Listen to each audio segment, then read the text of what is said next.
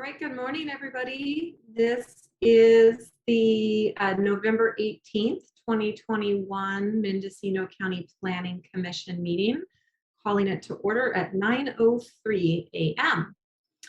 The Mendocino County Planning Commission meetings will be conducted virtually and not available for in-person public participation pursuant to the provisions of Government Code Section 54953 and the recommendation of the Mendocino County Health Officer. Meetings are live streamed and available for viewing on the Mendocino County YouTube page at www.youtube.com/Mendocino County Video.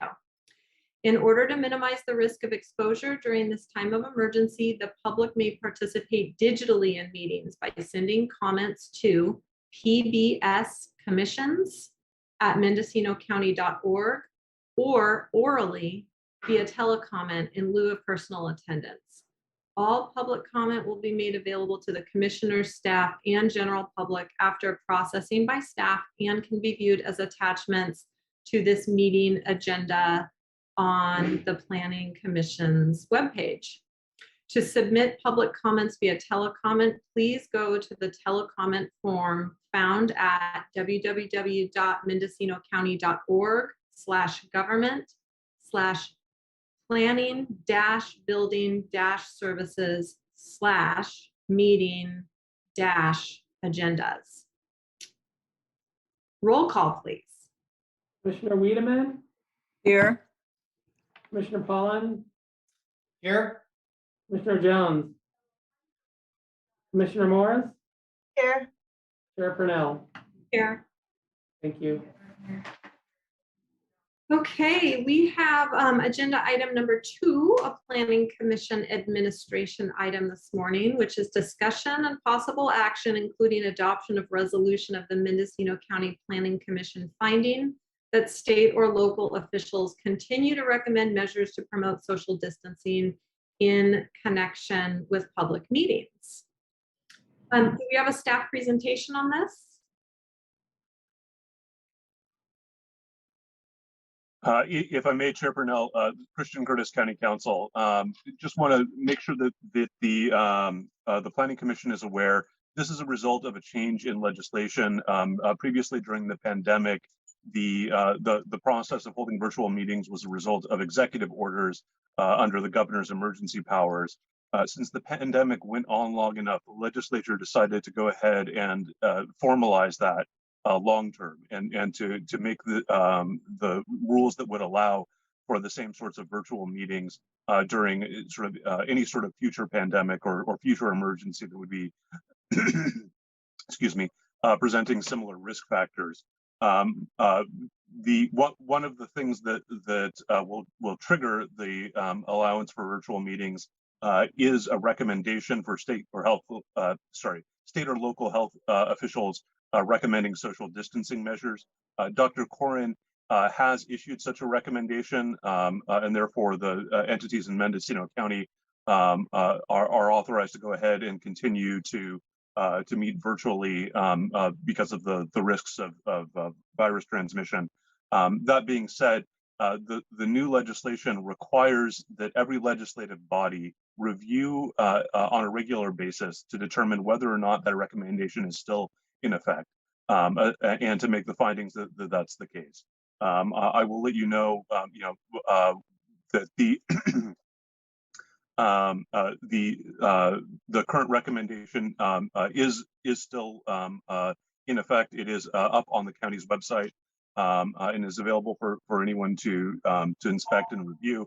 In order for anyone to be participating from any member of the legislative body to be participating from a location that's not open to the public and allowing for sort of the direct interaction with the public, the commission needs to go ahead and continue that review to ensure that it's not holding meetings essentially after the recommendation has become ineffective or stale.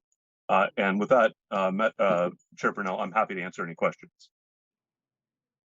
Great. I do have a couple of questions for you, and other commissioners may as well. You mentioned that this needs to be reviewed on a regular basis. Are we talking like every couple of months, or is there any guidance that you can provide on that? Yeah, so the statute says every 30 days. What that's created is an interesting question as to what happens for those bodies that don't meet every 30 days. I would say it's a little bit ambiguous. Certainly, it would be possible to read the statute as meaning that you need to meet just for the purposes of reviewing the finding. I don't believe that's the correct reading of the statute. However, I believe that essentially, if it's your next meeting 30 days after the last finding, that is the time at which the new finding needs to be made.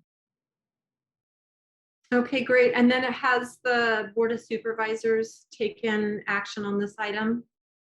Yes, I believe it was last week's meeting. The Board of Supervisors made the same finding. My office prepared a draft resolution to allow the language for each of the different bodies within the county to be used. So this is the same template that was enacted by the board. Okay, great. Questions from other commissioners?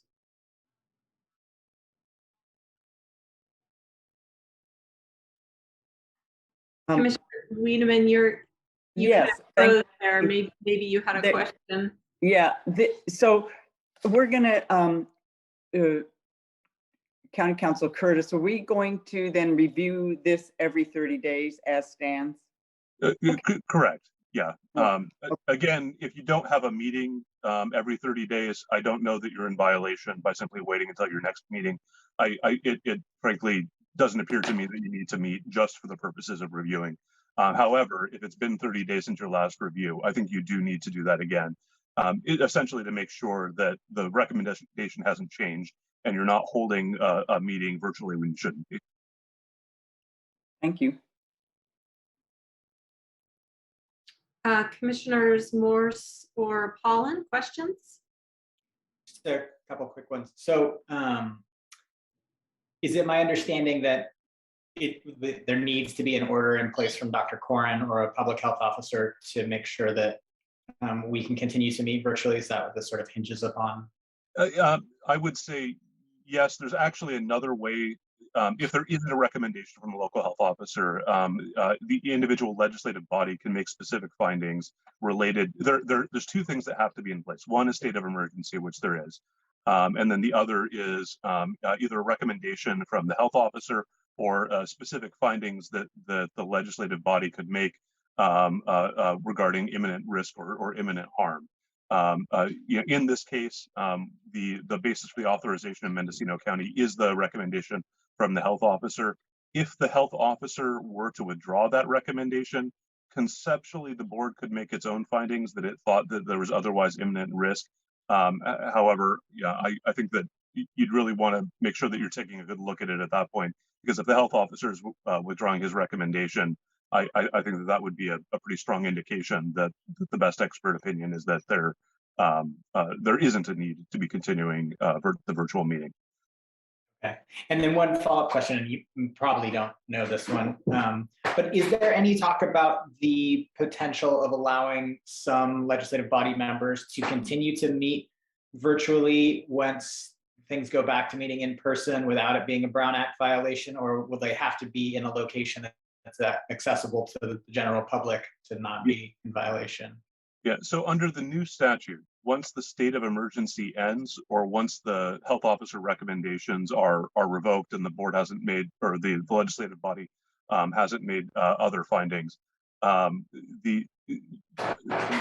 can be virtual meetings. However, every single location from which a member is participating in a virtual meeting has to be open to the public, has to be noticed, has to be ADA accessible, et cetera. So in order for anyone to be participating virtually, we have to be in the state of emergency with this recommendation. So, one hypothetical, for example, that we've considered is what happens if you have a legislative body that generally feels like the risk is low enough that it could meet with members of the public, if we get to that point, but there's a few members that are immunocompromised or otherwise need to be participating remotely. And under the relevant statute, I think we would need the same conditions or we need the same findings as would be the case if everyone was participating from a purely virtual location. So we could, in theory, meet in person, make the same findings that we're going to be making today virtually, and allow individual members to continue to meet virtually. So conceptually, what I would say is that I mean, there's a few things there. One of which is that currently the county buildings aren't open, so I don't know that there's really a logistically a way for the commission to be in person at the moment. But if we get to a point where the county buildings open and some meetings are being held in person, but we're still in a state of emergency because of the pandemic, then you would need to continue to make these findings in order for any one member to be participating remotely. And again, that may be a real possibility if we get to a point of sort of in between where there's still risk, but it's sort of sufficiently mitigated essentially some people could participate safely and others could not. Okay, great. Thank you very much.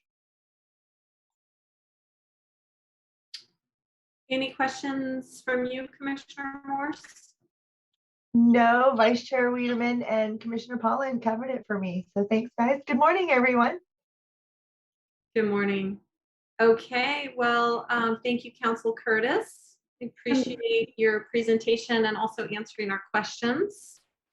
And pardon me, Chair Purnell, I just want to note that Commissioner Jones has arrived here at 9:14 a.m. to join the meeting. Wonderful. Welcome, Commissioner Jones. Yeah, sorry I'm late. I didn't have the link. We're glad you could make it. And as far as this item goes, can Commissioner Jones vote on this with us, or do we need to revisit this conversation in order for her to do so? To answer your question, Chair Purnell, this is not a quasi-judicial action. I don't believe that there's anything that would prevent Commissioner Jones from voting on this item. Okay, wonderful. Commissioner Jones, we're, just for your benefit, we're on agenda item 2, which is about the adoption of the resolution to continue meeting virtually. Yep, I read it. Okay, great. County Council, do we need to make any specific findings in this, or we can just move adoption of the resolution? So the resolution it contains the findings that you need. Okay. So the intent was to make it easy for each body. Great, thank you. Well, I'd like to move adoption of that resolution then, please. Great. Looking for a second? I'll second that. Commissioner Morris, Yes, I'll second that. okay, roll call vote. Commissioner Morris, Aye. Yes. Commissioner Pollan, Yes. Commissioner Wiedemann,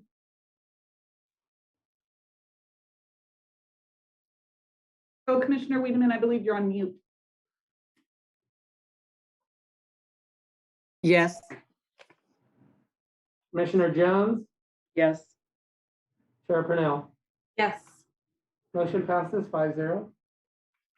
Okay. And we're moving on to determination of legal notice. Yeah, legal notice has been determined on the entire agenda. Thank you. Great. Thank you, Jim. Agenda item 3, director's report. Do we have a director's report this morning? Just very briefly, Julia Krog, Assistant Director. I just want to let the commission know that on November 9th of this year, the Board of Supervisors did adopt a resolution and ordinance for the accessory dwelling unit local coastal program amendment that the commission had reviewed. I do want to note, though, that there were 2 recommendations from the Planning Commission that had been provided to the board. One of those was adopted. The secondary one was determined by the Coastal Commission to be a substantive change, excuse me.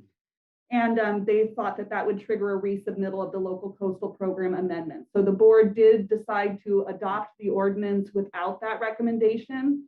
And that recommendation was adding the more than one to section 20.458.025A. And that concludes the director's report. All right. Thank you, Julia.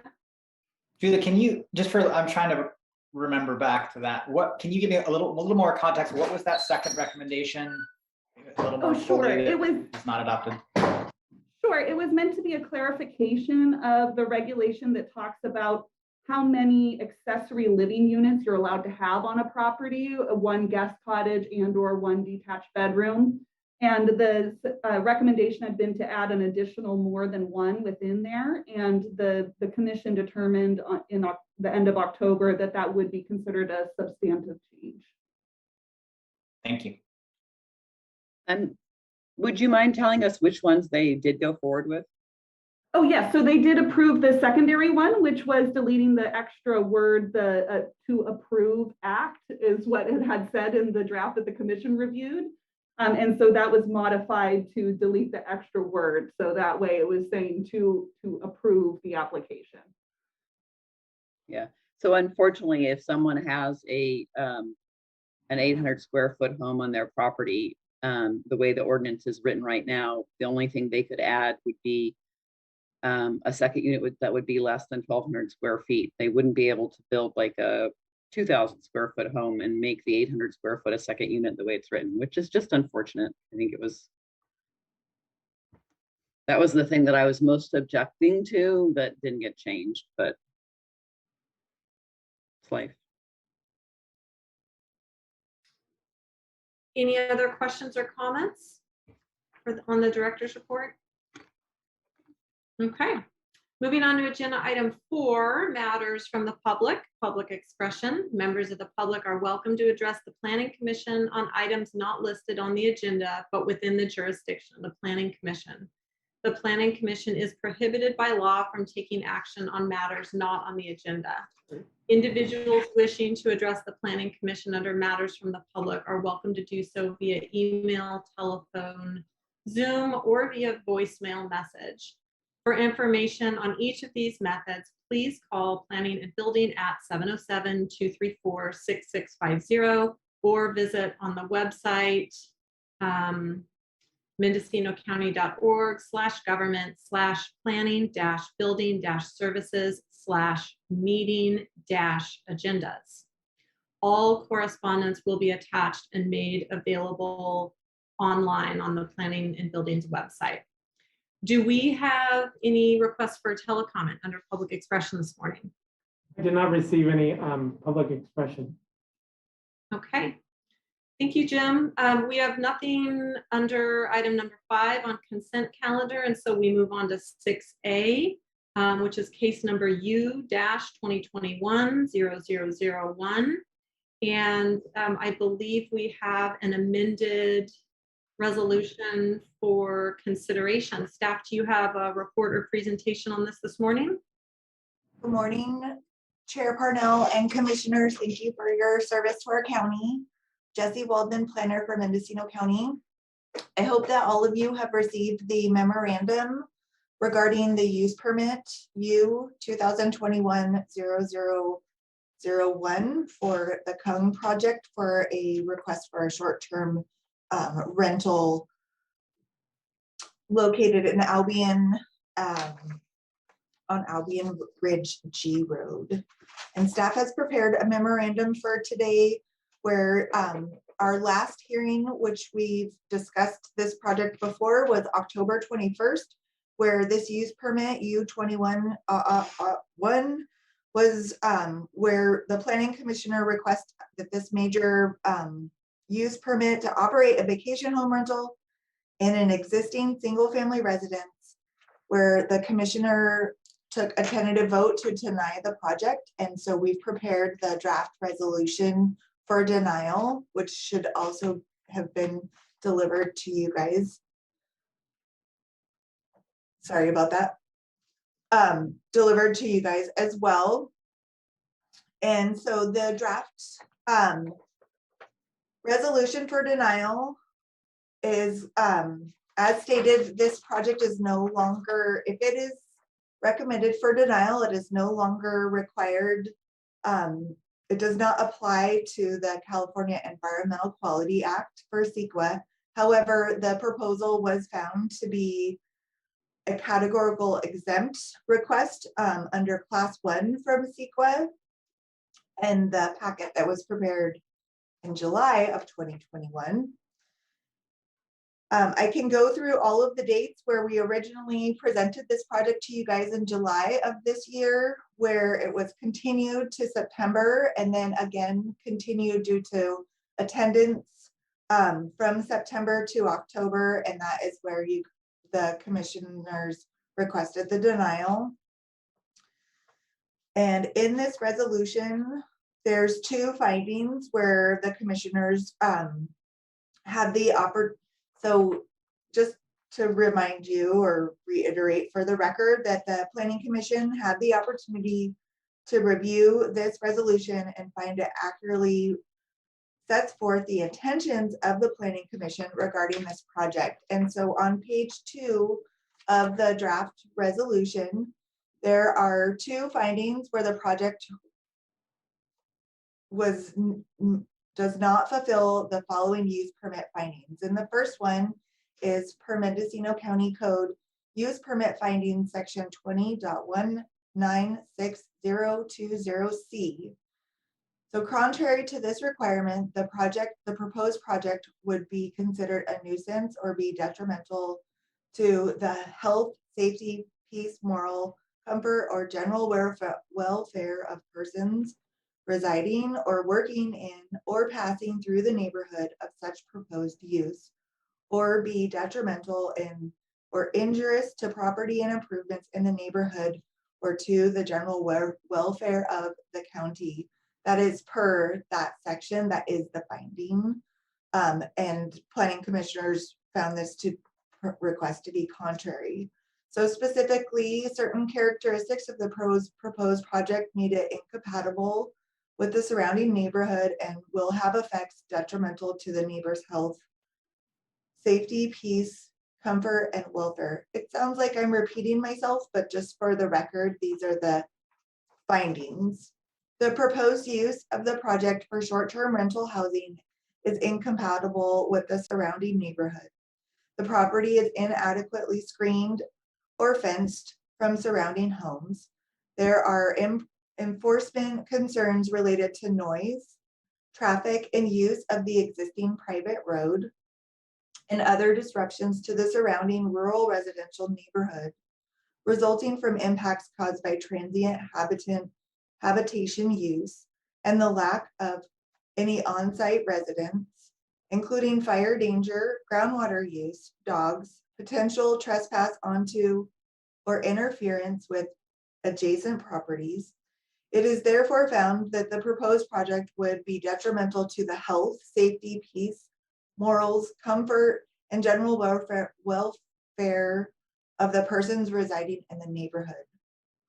The second finding specifically is of the Mendocino County Code Use Permit Findings section. It's the fourth finding, D, so 20.196.020D. The project is found to be inconsistent with the Mendocino County Code Chapter 120.164 for accessory use regulations, where accessory uses are required to be necessarily and customarily associated with, appropriate, incidental, and subordinate to the principal use of the site.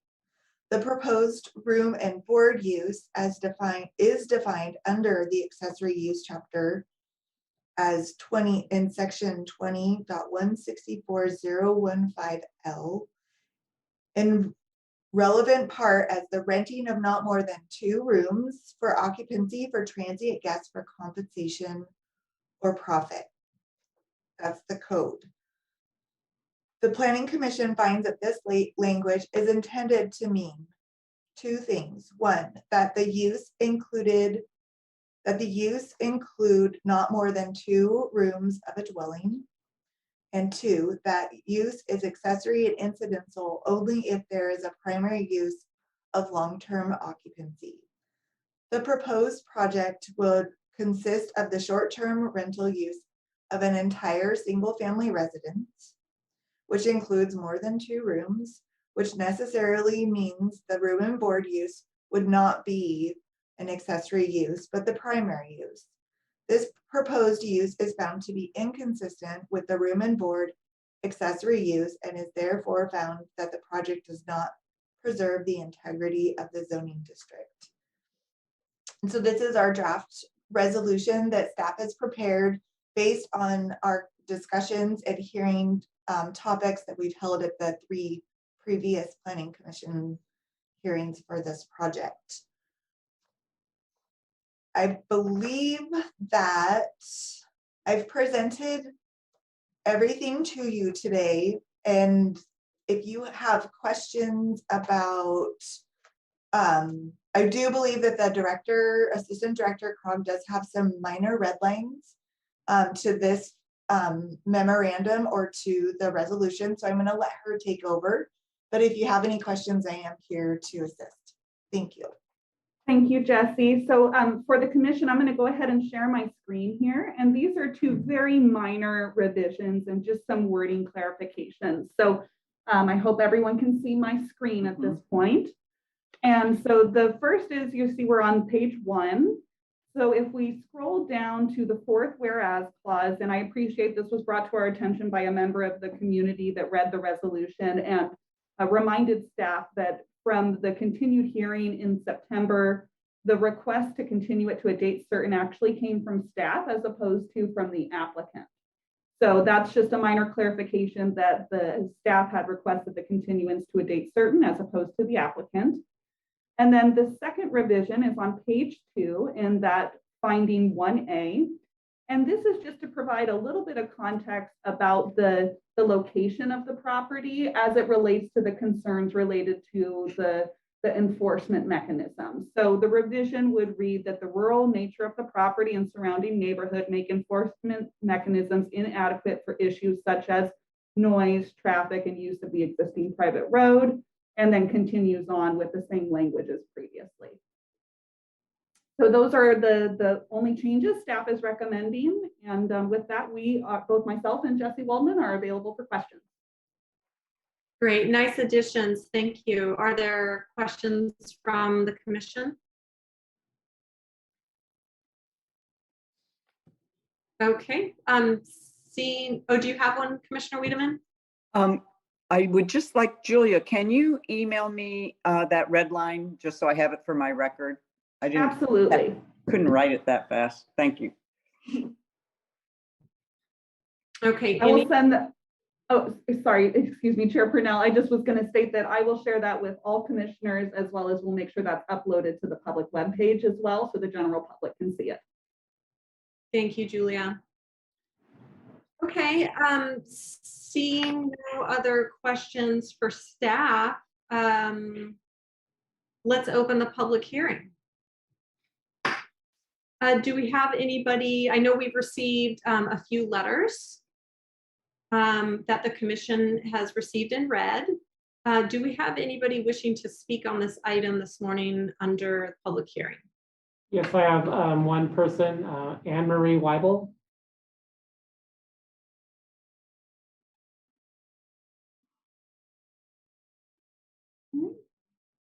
And I'm going to go ahead and share my screen with the timer. So Ms.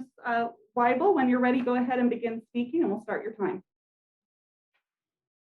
Good morning. I first of all want to congratulate you for working to this project. It seems I can say congratulate you even though you haven't voted on it, but I also especially want to thank Marie Jones and Diana Wiedemann, who from the get-go were clear that this is absolutely not a good fit for this particular location, which brings me to the point that, you know, you have to decide on many issues and you're not paid to drive all over the county to check each situation, but that there is a process without hurting the Brown Act that maybe the local person can at least inspect a situation and kind of, you know, weigh in, have more of a way to weigh in. You know that the grand jury has been addressing this year the homelessness issue and also housing issue. but they don't talk about short-term rentals. We just had what Julia Krog referred to, this issue with accessory units heard by the Coastal Commission as well as the Board of Supervisors. And on Tuesday, it was decided that an ad hoc committee will be formed and with two supervisors, one being Ted Williams and the other, I believe, Jordy volunteered. I might be wrong about that, but I think this project has created so much ripple effect felt on MCN listserv and among the public that even the ad hoc committee issue got 10 letters from people who are saying we need to really regulate that and enforce that. And I encourage you to read all the letters for the item 6B from last Tuesday. And because it's not okay that we have to wait for 2 or 3 years until the new regulation, the local coastal plan gets amended. So it is, you know, incredible when even doctors and veterinarians and dentists and teachers can't afford a rental or can't find one. And it's especially hard on the coast. And so I understand that the other representatives of your planning commission weren't as gung-ho at first, because even though there's an issue with fires in inland, it's still even more of an issue here on the coast. And I really want to thank you for all your hard work. And I hope that, you know, if applications like that come up again, that we can, you know, deal with that. Oops. Okay.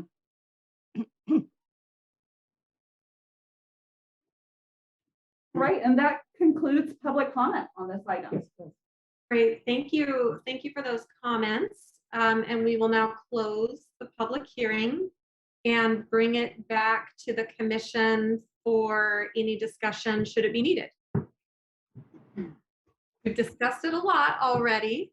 Does anybody have anything they would like to add to the discussion, or are we perhaps ready for a motion? I'm I'd ready like- for a motion. I am too. Go ahead, Diana, move. Okay. Chair Parnell, I'd like to make a motion in adoption of U 2021-0001 Cindy Kung in the resolution of the Planning Commission, County of Mendocino, State of California, denying Cindy Kung's a major use permit for a short-term rental. Per the findings read by the planner, Jesse Waldman, and that's in our package. With the addenda to the 2 red line items that planner Krog put up on the board. I would like to second Vice Chair Wiederman's motion. Roll call vote. Commissioner Jones, Yes. Commissioner Wiedemann, Yes. Commissioner Pollan, Yes. Commissioner Morris, I'm going to abstain because I wasn't at the last meeting and I wasn't part of the denial and that conversation. I don't feel like I have enough information to vote, or nor should I be. So I'm going to abstain. Chair Purnell. Yes. Motion passes 4-1.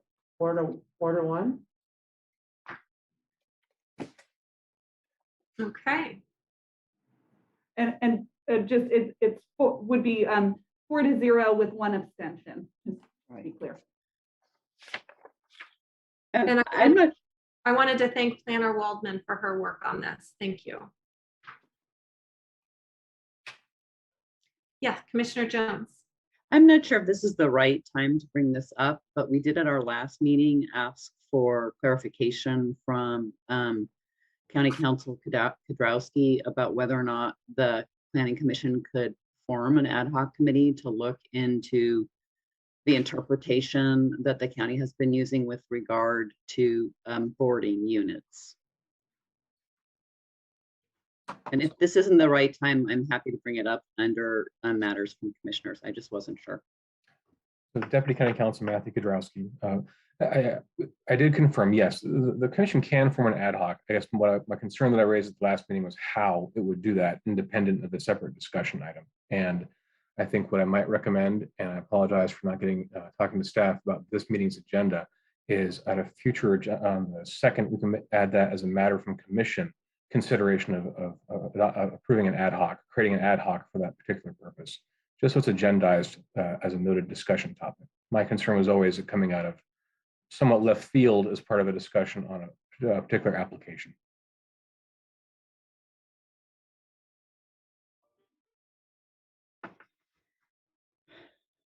Commissioner Wiedemann? My understanding, County Council, was that we can, under matters from commission, we need to put that on an agenda, right?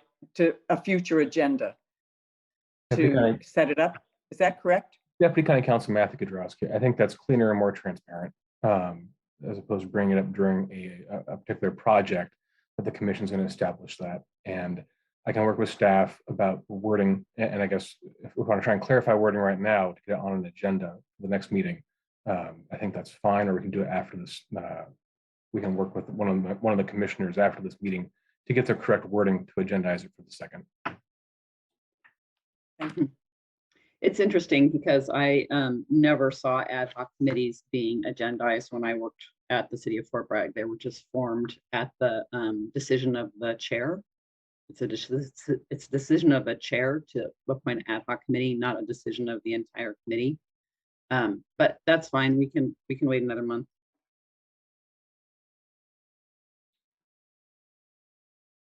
Does County Council want to comment on that for the benefit of the commission and the public? Deputy County Counsel Matthew Kudrowski, I don't know that I have a specific comment. I guess I am being on the conservative side in terms of I do see how ad hocs can pop up. I know that I don't know, I'm not sure there are bylaws say much about how that, or how the Board of Supervisors bylaws discuss that.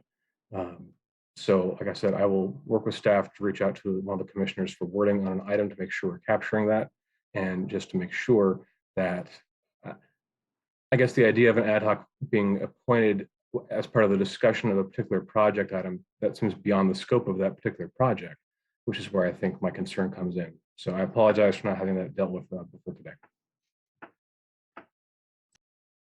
Okay, thank you.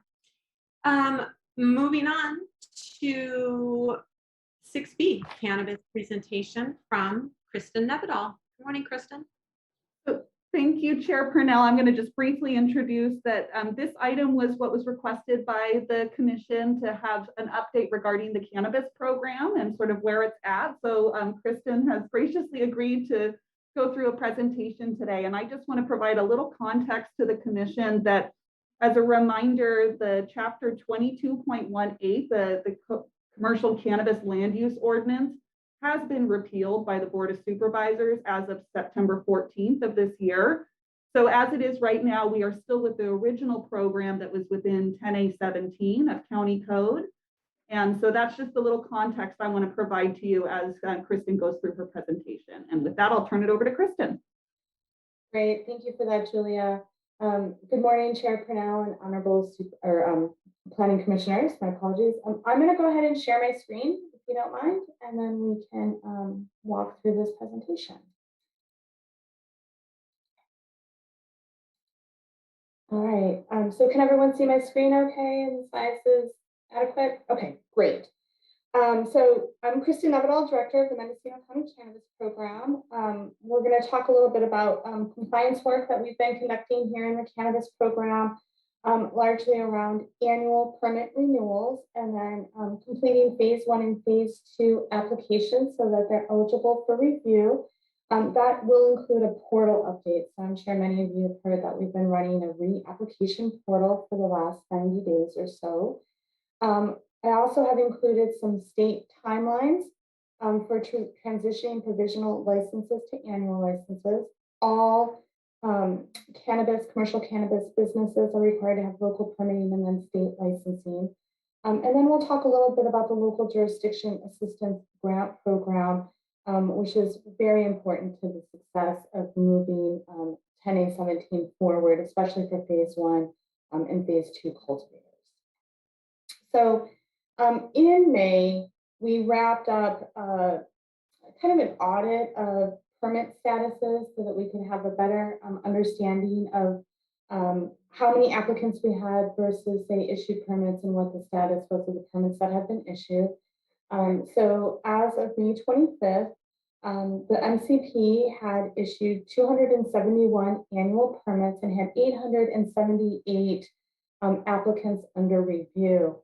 Prior to my coming on with the county as the Cannabis Program Manager and Director, between September 2020 and January of 2021, the Mendocino Cannabis Program had engaged in a tiered application review. And over the course of those, I think 5 months or so, the planners in the Cannabis Program reviewed 410 applications, issued 372 corrections letters. Out of that process, 3 permits were issued, and 115 applicants were considered to be in good standing, which really means that they had complete applications that could move forward with review and referral to outside agencies such as AQMD and Fish and Wildlife for Sensitive Species Habitat Review.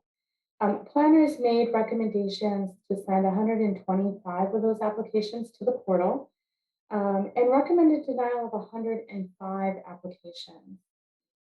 114 applications were essentially denied throughout this process and 8 were withdrawn.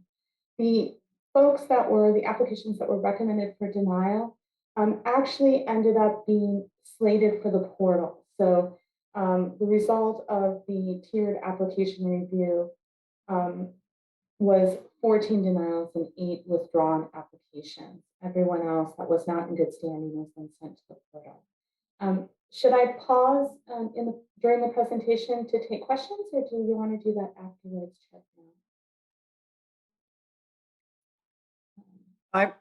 I could ask a question just for clarification. Likewise. Please. Please. Go ahead, please. Rhiannon, would you like to ask a question for clarification? Yeah, just to go on. So what we say is you're saying there's 105 plus 14 that are recommended for denial, more or less, 105 plus 14. But is that out of the reviewed applications of 410 or out of the 1149 originals? Well, these numbers add up to 1149. So there were 878 applications that were needing review, right? Right. So 878 plus 271 issued permits result in 1149 local authorizations.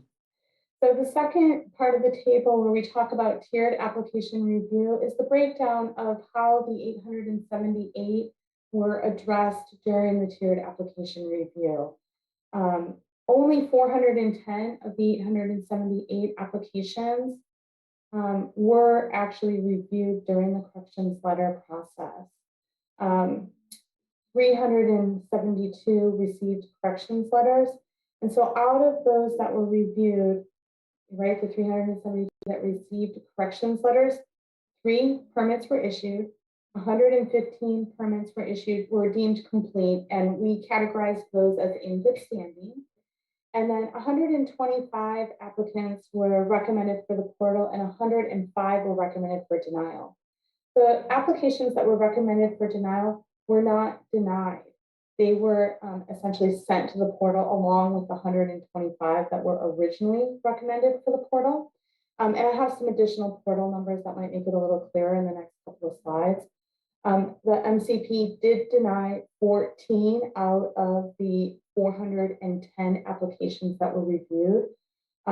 These were denied due to compliance reasons that could not be reconciled.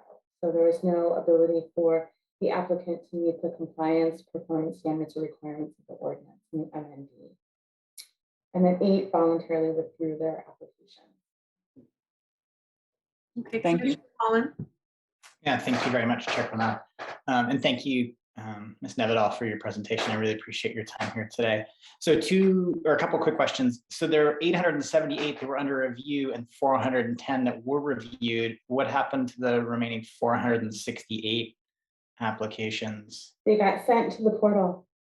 Yeah. Okay, so everything that didn't get reviewed just got sent to the portal. Correct. Okay, and then what made the differentiation between applications that were recommended for denial and applications that were actually denied? Right. Well, applications that were recommended for denial, we had a fairly high rate of non-responses.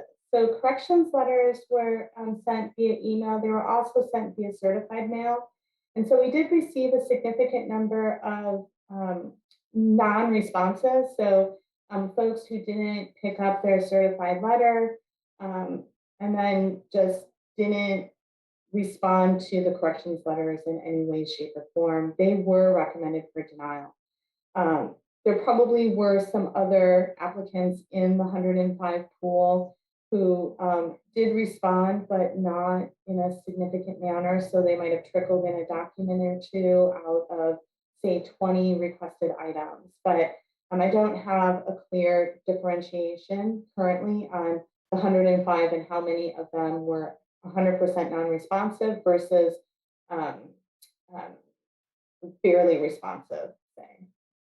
Okay, I guess I'm just trying to understand again, since this program is now ministerial, it seems like they were trying to understand what the clear, the defining moment of when things be denied, as opposed to just kind of staying in the system. And it feels like there's sort of this high rate of churn right now, which I imagine both for staff and for applicants is a very frustrating state of affairs, that having some clear definitive answer one direction or the other is what everyone is hoping for. Is that correct? I would agree with you. And I think the next few slides, when we talk about the portal, we'll be kind of talking about some of the same situations, frankly. You know, we had fairly successful portal responses, but a lot of the response to the portal came in the last 10 days as far as individual applications are concerned. So okay, great. Well, thank you. Thanks for taking the questions throughout. And yeah, if I ask a question that will be answered later in the slideshow, please feel free to just say that. But thank you very for much. that. Yeah. So it doesn't look like there's additional questions, so I'll just move forward, and then please, I'm happy to take questions as we continue. So with annual permits, the first phase of compliance we worked on as the MCP was really ensuring that annual permits were valid and not expired. Annual permits are only valid for 12 months, so annually they must be renewed, and it's currently the responsibility of the permit holder to initiate that renewal process. Any revocation or lapse in a renewal, in the renewal of an issued permit that exceeds 30 days, according to 10A17, extinguishes the ability for that permit to move forward or for cultivation under phase 1 to be cultivated or conducted at that site.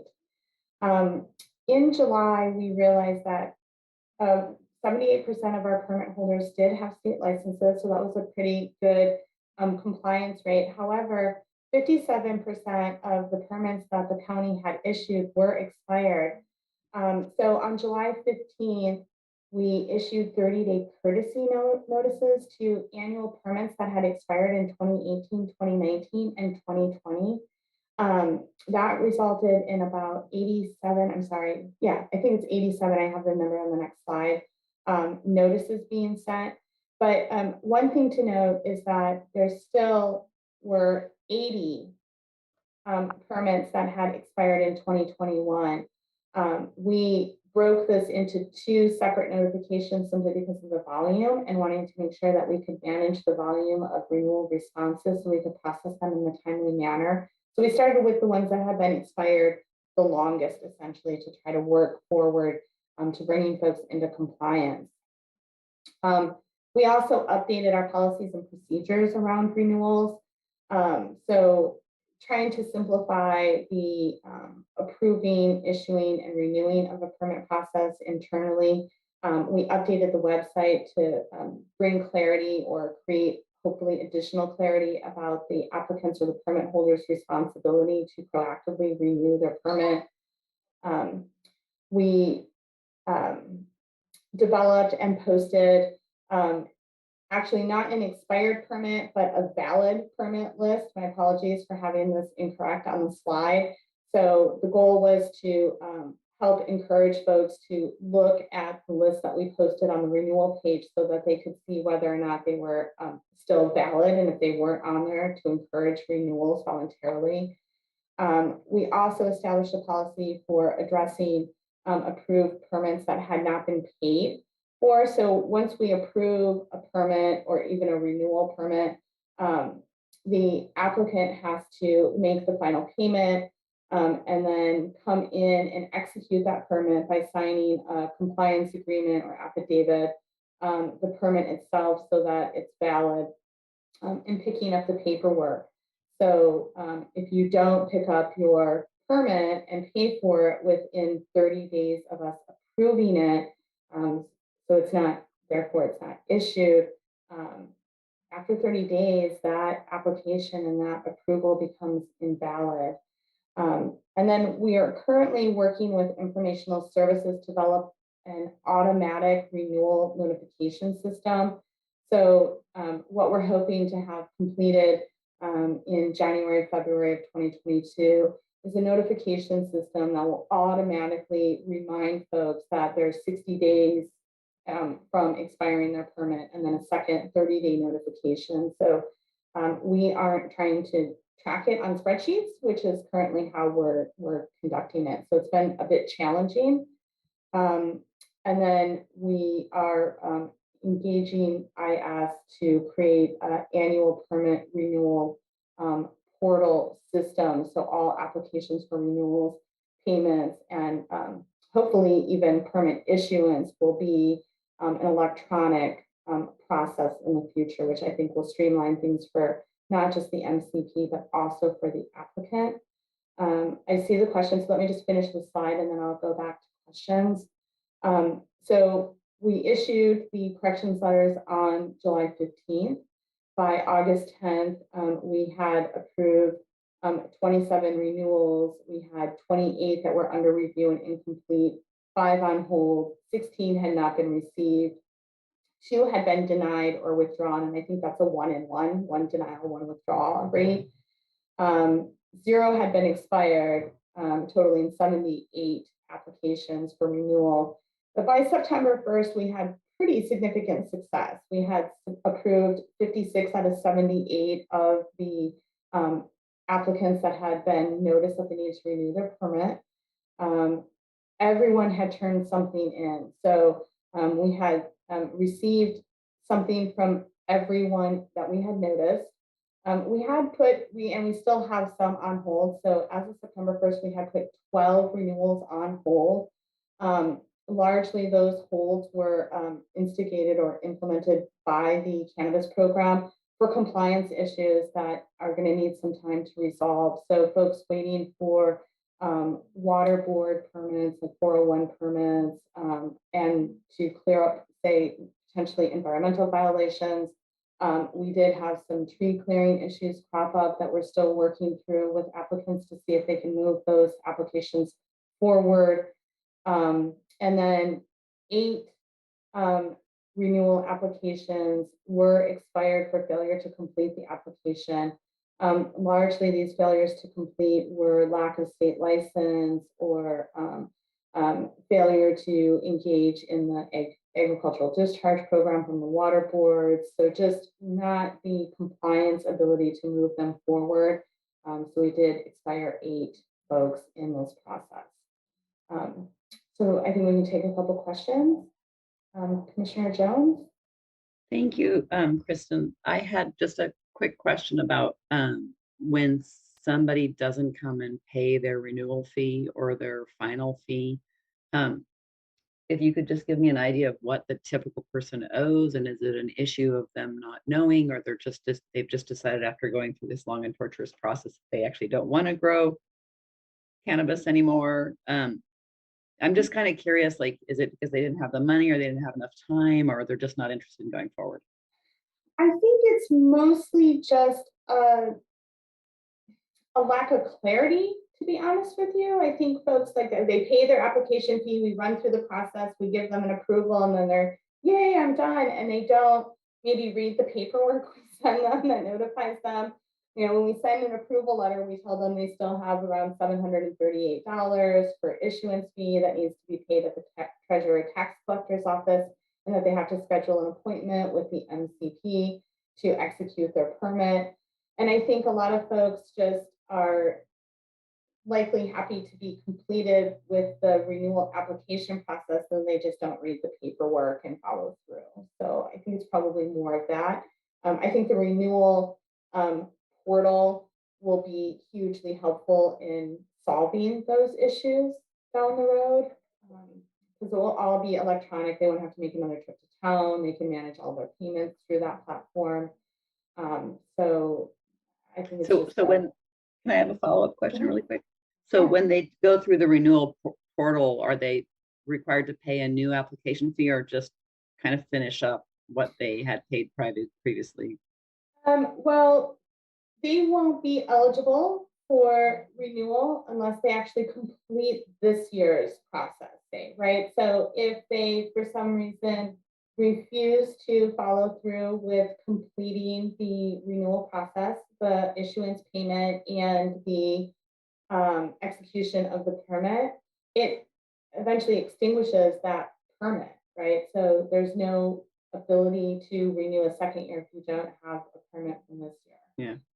So I really appreciate that comment, and I would just encourage you to figure out a way administratively to be clearer with your applicants, that they have to pay this fee before their permit is complete. Maybe it's a big red piece of paper. You must come pay your fee in bold 72-point font to get their attention. Because I think, honestly, if someone's gone through all that work to kind of get this technicality because they didn't read their letter carefully, is a really sad kind of waste of their time, and honestly your time.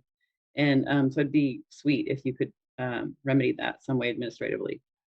We did go to fee hearing in July of this year, and we did do away with the issuance fee. So moving forward, the fees will be paid up front, and there won't be that secondary fee hiccup. So once we get through the renewal application process, we'll be able to just issue the permit. I think that will help as well. So instead of having the fees broken into two phases. I have a question. I believe Commissioner Pollan had his hand raised, if we might do that and then come back to Commissioner Weidman. You can go, Commissioner Weidman. I'll take it after you. Okay. Oh, well, thank you, Cliff. Okay, so what is the actual today cost of a permit? And is it a common cost? It's not site specific or amount specific, is it? It is not site specific or scale, cultivation size specific. It is a set cost. Let me see if I can pull that up off of our website, because we did change that fee. And while you're pulling that up, I do think it's good to just say upfront, this is what the fee is, and get it up front, and it allows a lot less paperwork for everybody. And the other question I had while you're looking at that is, what happens when an permit expires? Is there a process for somebody to come back in, or do they have to reapply? Or are they out of the loop completely?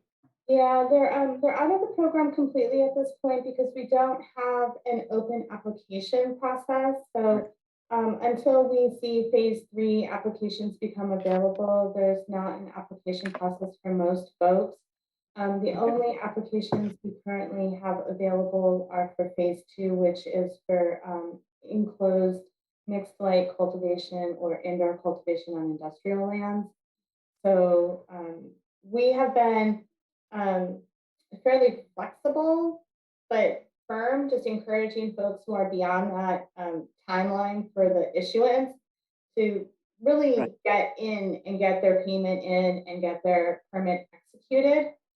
And it, everybody's busy, and we have limited staff hours at the front counter.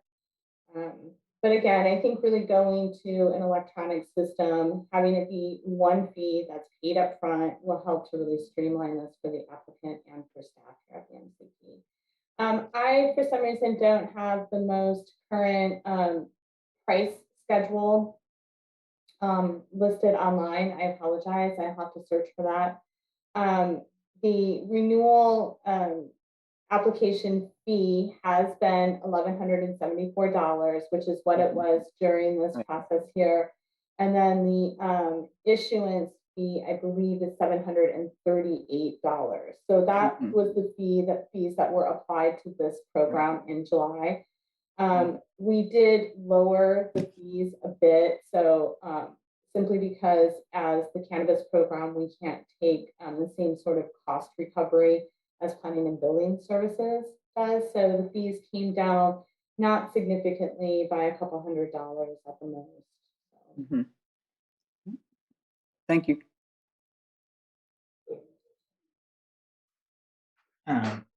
Thank you, Commissioner Weedman. So a couple of quick questions, Chris. All these permits that are being renewed are for cultivation, correct? Cultivation or nursery operations. Okay. And for any that were denied or withdrawn or expired, is there any enforcement or abatement mechanism that the county follows through? Because I'm wondering if cultivation is continuing to occur in these sites, do we know? I can't say that we've done inspections to verify that cultivation has ceased, but we do when we send the denial or expired notice to the applicant. It also goes to code enforcement, and it goes to the Department of Cannabis Control, as well as Department of Fish and Wildlife and the water boards. So the other agencies are notified that there's no longer a valid permit or local authorization at that site location. But there's no cease and desist letter or anything that goes out or anything that states to the. Yes, it's included in the denial or expiration letter. They are told they must cease all cultivation related activities beyond personal cultivation allowances under county statute.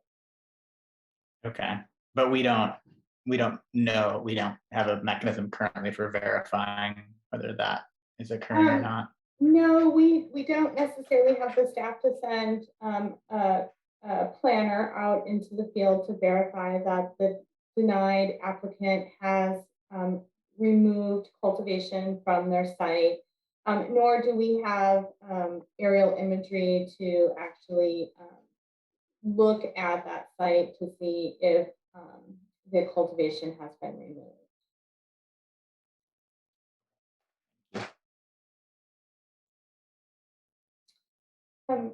Any additional questions before I move forward? Okay. So as I mentioned, re-application portal. So this was for the folks that were recommended to the portal, and these were for the folks that 878 applicants. Everyone who was not in good standing, which was 144 folks that were in good standing, were recommended to reapply through an online portal system that we opened on August 2nd and we ran through November 2nd of this year. We posted the portal reapplication information page on our website towards the end of June.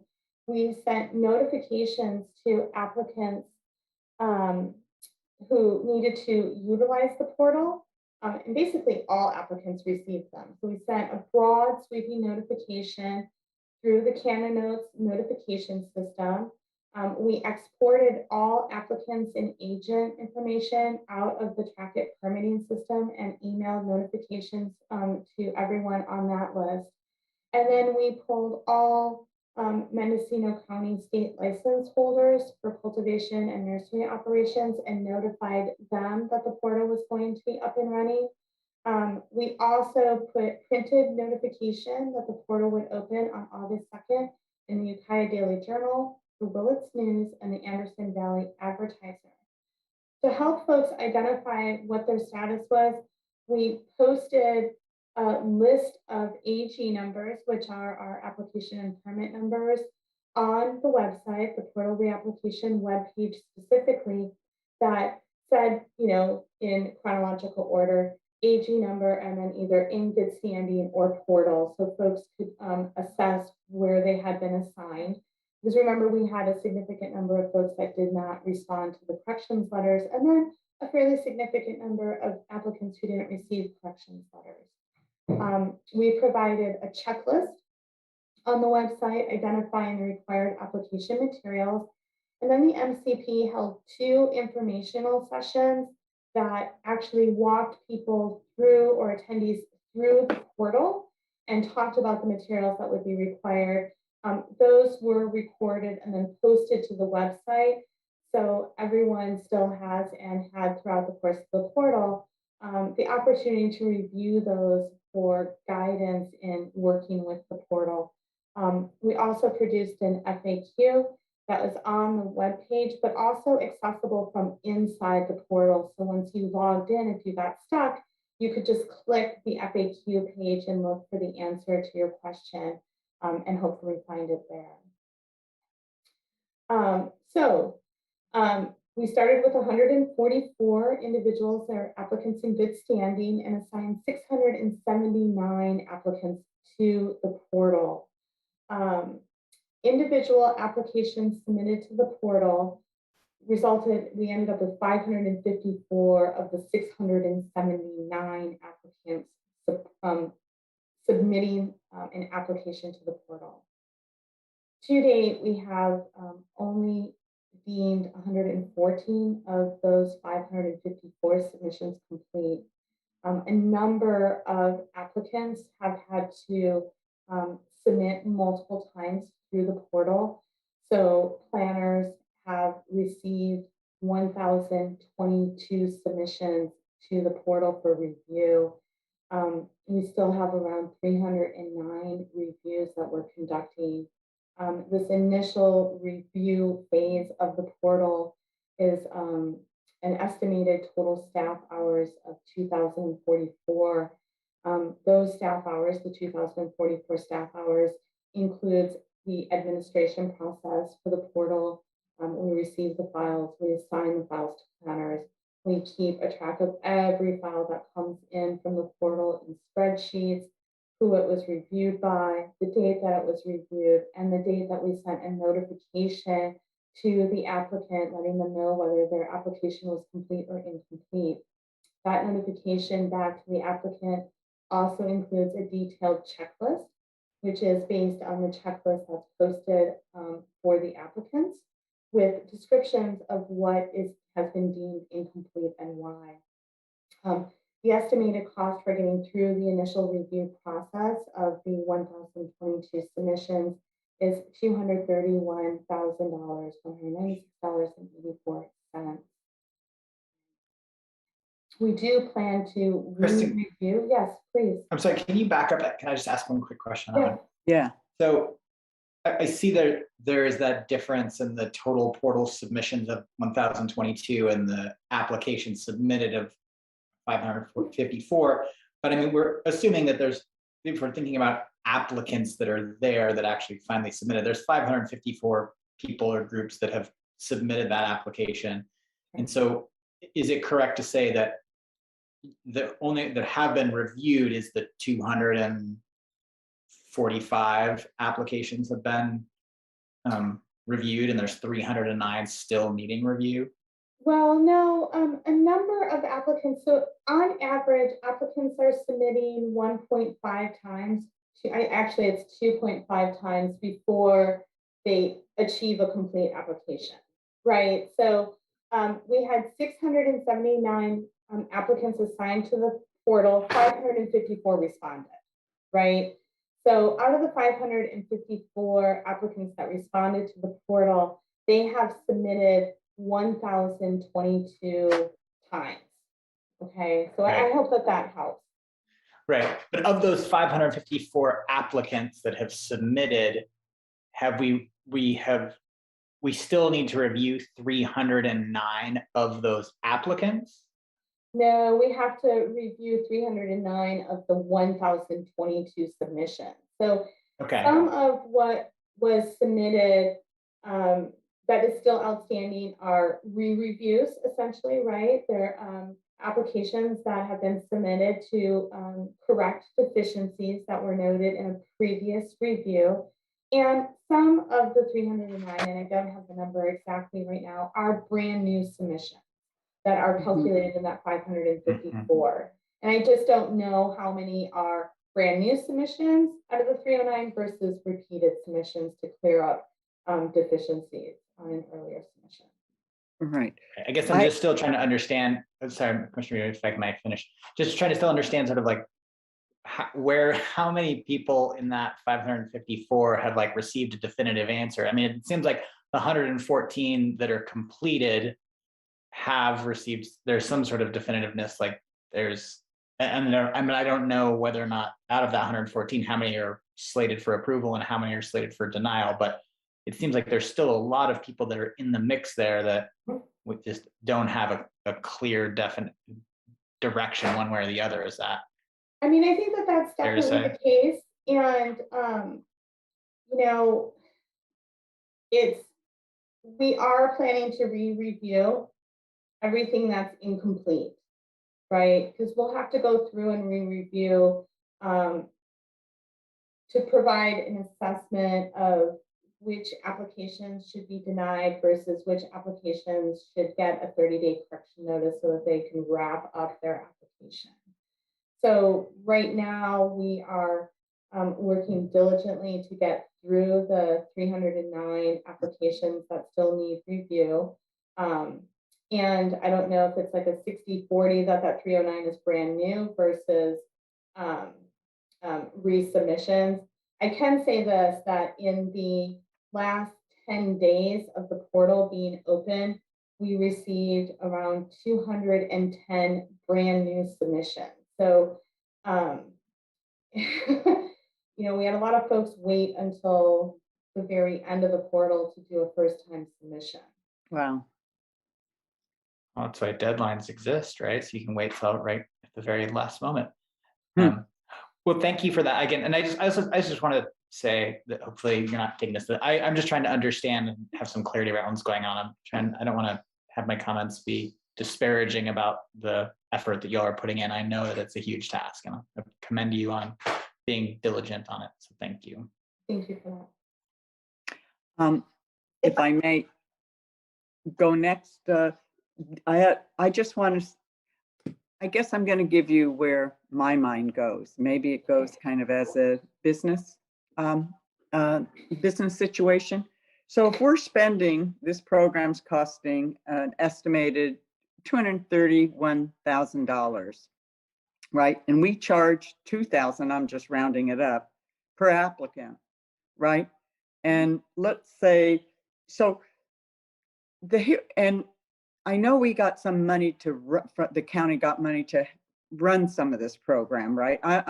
It didn't. So this is all coming from the general fund, right? To process this, the marijuana applicants, right? So the next question I'm going to go, and this is the economic question for me as a commissioner and the county.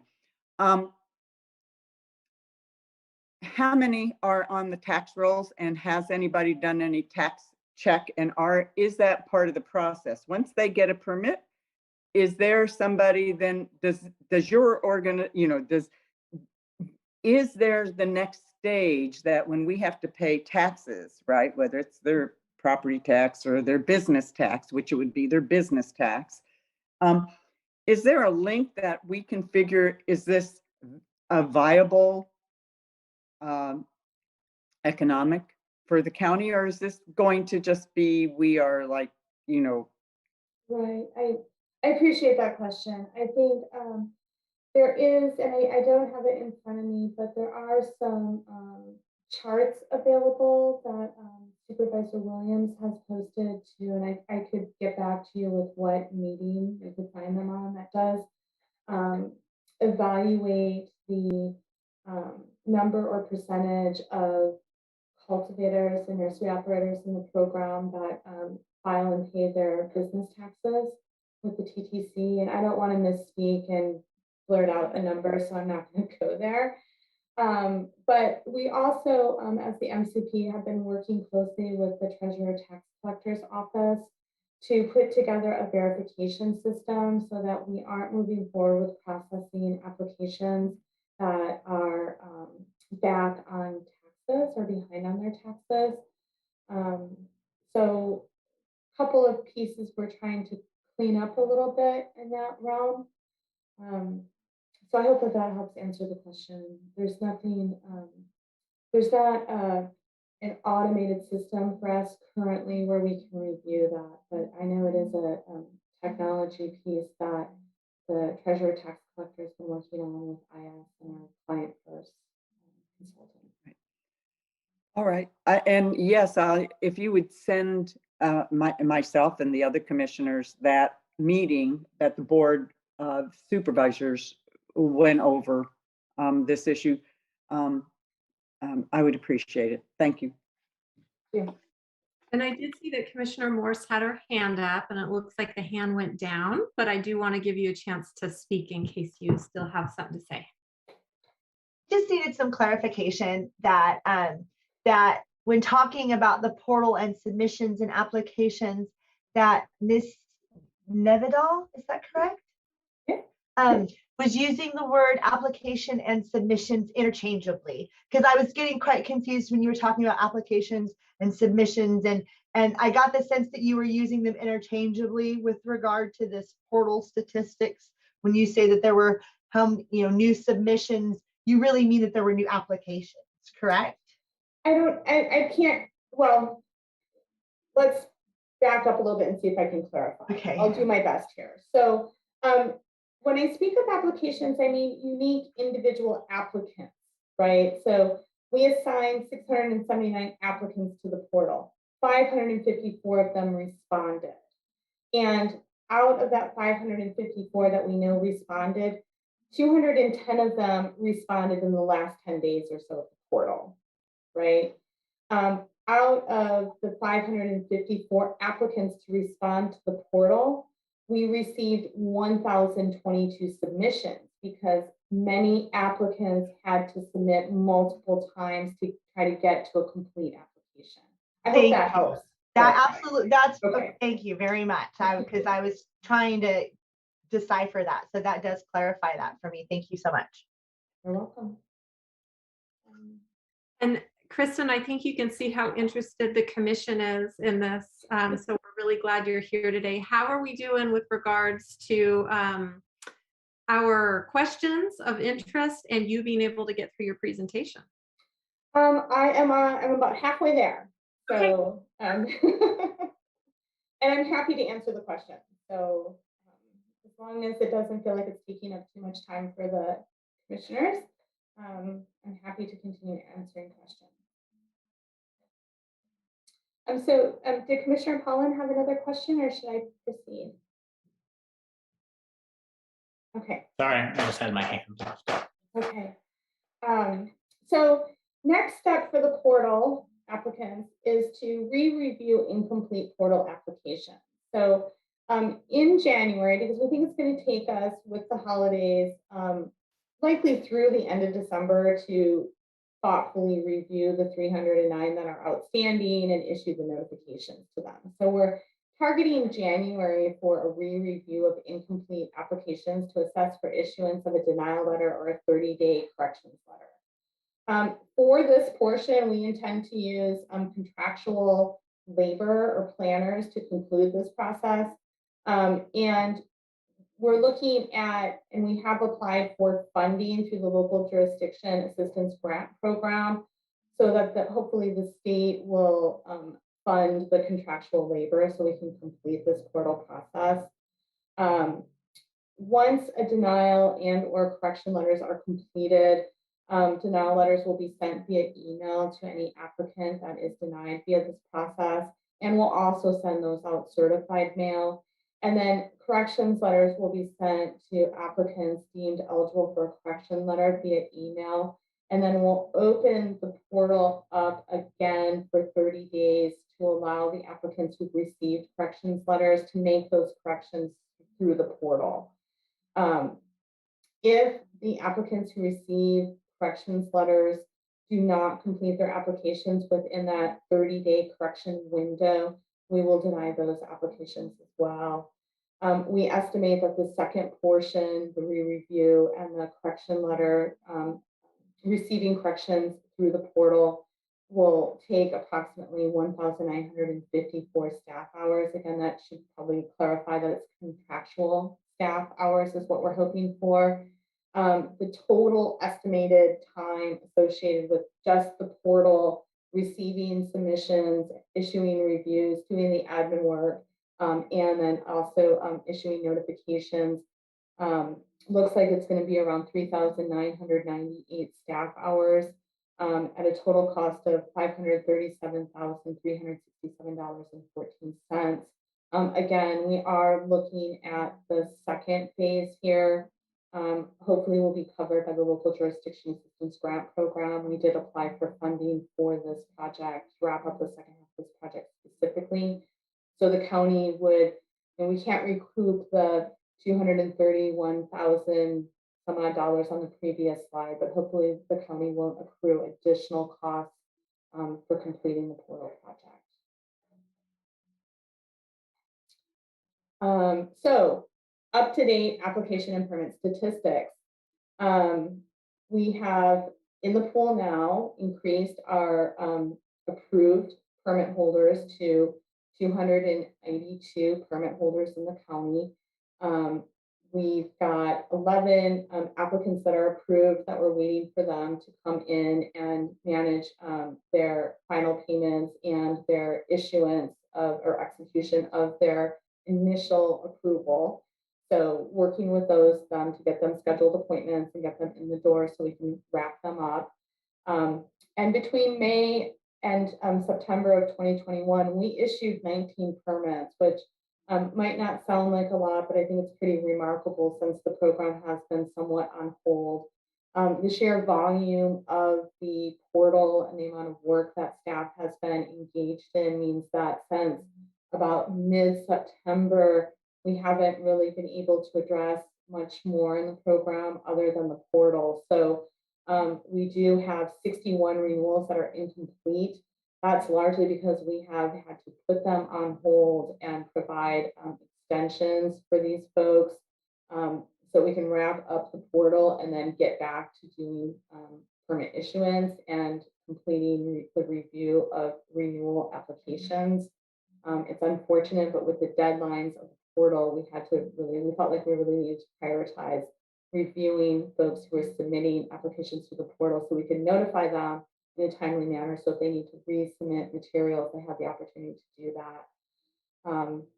We have issued 183 renewals this year, and we have 789 applications currently under review.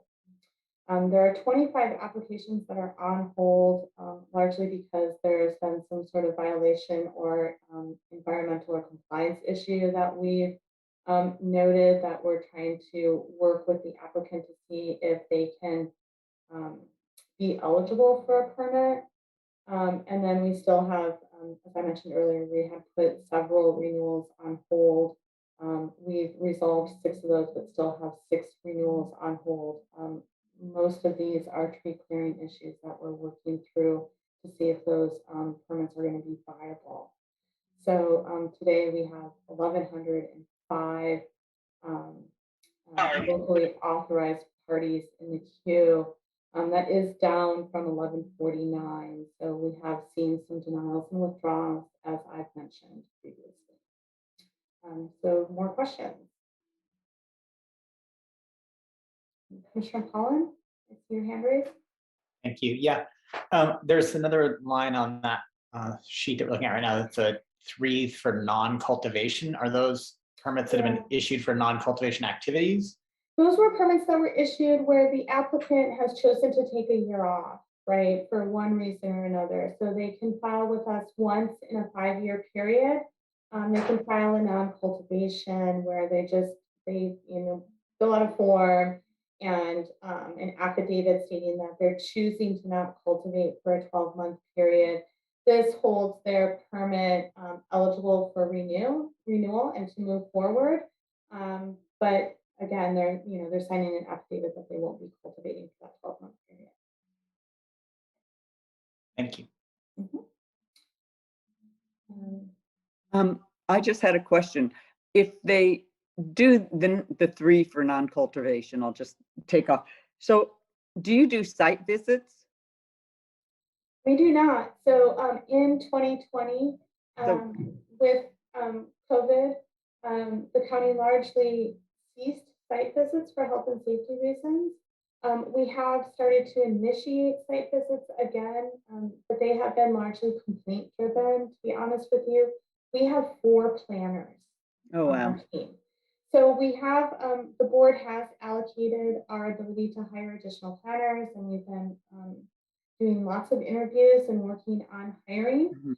But it's a slow process, and we're just going to keep at it until we can get ourselves staffed up. So we're looking to go from 4 planners to 10 planners. 4 of them would be specifically allocated to field inspection, site visits, and compliance. They might be able to do some review, but each cultivation site in the program is required to be inspected once a year, and nurseries twice a year. So we're really trying to build our staff so we can get back out in the field. Thank you. Additional questions from any of the commissioners before I move on? Okay. So, the reason largely we've been looking at doing the compliance program and really kind of pushing people into complete applications that we can review and making sure that all annual permits are renewed is because our operators are operating under state provisional licenses. The state provisional licensing program was slated to sunset on December 31st of this year. And so in July, we saw legislature pass 2 budget trailer bills, which addressed the sunset timeline and pushed it out essentially. So extending the state provisional licensing program. At the same time, during the budget bills this year, the state established a local jurisdiction assistance grant program intended to assist local jurisdictions with processing outstanding applications and finalizing CEQA analysis for the applicants. So just a quick reminder, in order to qualify for an annual license, all aspects of the commercial cannabis supply chain, every business must undergo project-specific CEQA analysis in order to qualify for an annual license. So Mendocino County was included in the jurisdictions that were deemed eligible to receive funding under the local jurisdiction assistance grant program. The state deemed us eligible for $7,611,370 in grant funding, plus allocated an additional $10,473,468 in grant funding because we have an equity program that we execute for qualified applicants. So we did submit our application on November 15th and really hope to see those programs, that funding help us move folks forward in this process significantly. So some timelines for new provisionals. Any locally authorized license type can apply for a new provisional license until June 30th of 2022. If they are not currently compliant with CEQA, they have to show that CEQA is underway. And if they aren't fully through the permitting process locally, they have to show that they are locally authorized and engaged in moving through that permitting process locally. And in order to ensure that they get a provisional by June 30th deadline, they have to submit their application to the Department of Cannabis Control by March 31st of 2022. Cultivators, small cultivators specifically, have a little extra time. We are requiring through the portal and do require for folks who are renewing their permits that they have at least applied for their state license and are working through that process. Many folks do have provisionals that they're operating under, but cultivators do have until September 30th to achieve a provisional license according to the state. So long as their licensed premise doesn't exceed 20,000 square feet of total outdoor cultivation, which 10A17 limits cultivators to 10,000 square feet. Even so does phase 3. So we might see possibly additional cultivators qualify under phase 3 for provisional licenses. It is possible depending on when we open up that application process. And in order to qualify for a provisional license by that September 30th date, they have to apply to the state on or before June 30th. And then if you are an equity applicant, you've been deemed eligible by your local jurisdiction as an equity applicant, you have until June 30th of 2023 to qualify for a provisional license. But on the next slide, we'll see that the requirements for provisional licenses has been elevated, and really the environmental compliance components have been elevated. But it seems like we might have a question before I go on to that slide. So, Commissioner Pollan, did you have a question? No? Commissioner Weidman? Yes. So just the question here. So can a cultivator have multiple sites, or one, let's just say property owners? How do I want to say it? So you have a license, a cultivator has a license for one property, but they also own several other properties and they're holding title under their name. Can they get separate permits then with this, how I read this? Well, at the state level, yes, they would qualify. However, 10A17 phase 1 specifically does have a density cap, so to speak. So applicants under phase 1 are eligible to hold 2 permits, right? Mm-hmm. So, and they can only have 1 cultivation permit per parcel. So if they had 2 legal parcels, they could have a 10,000 cultivation permit on either parcel.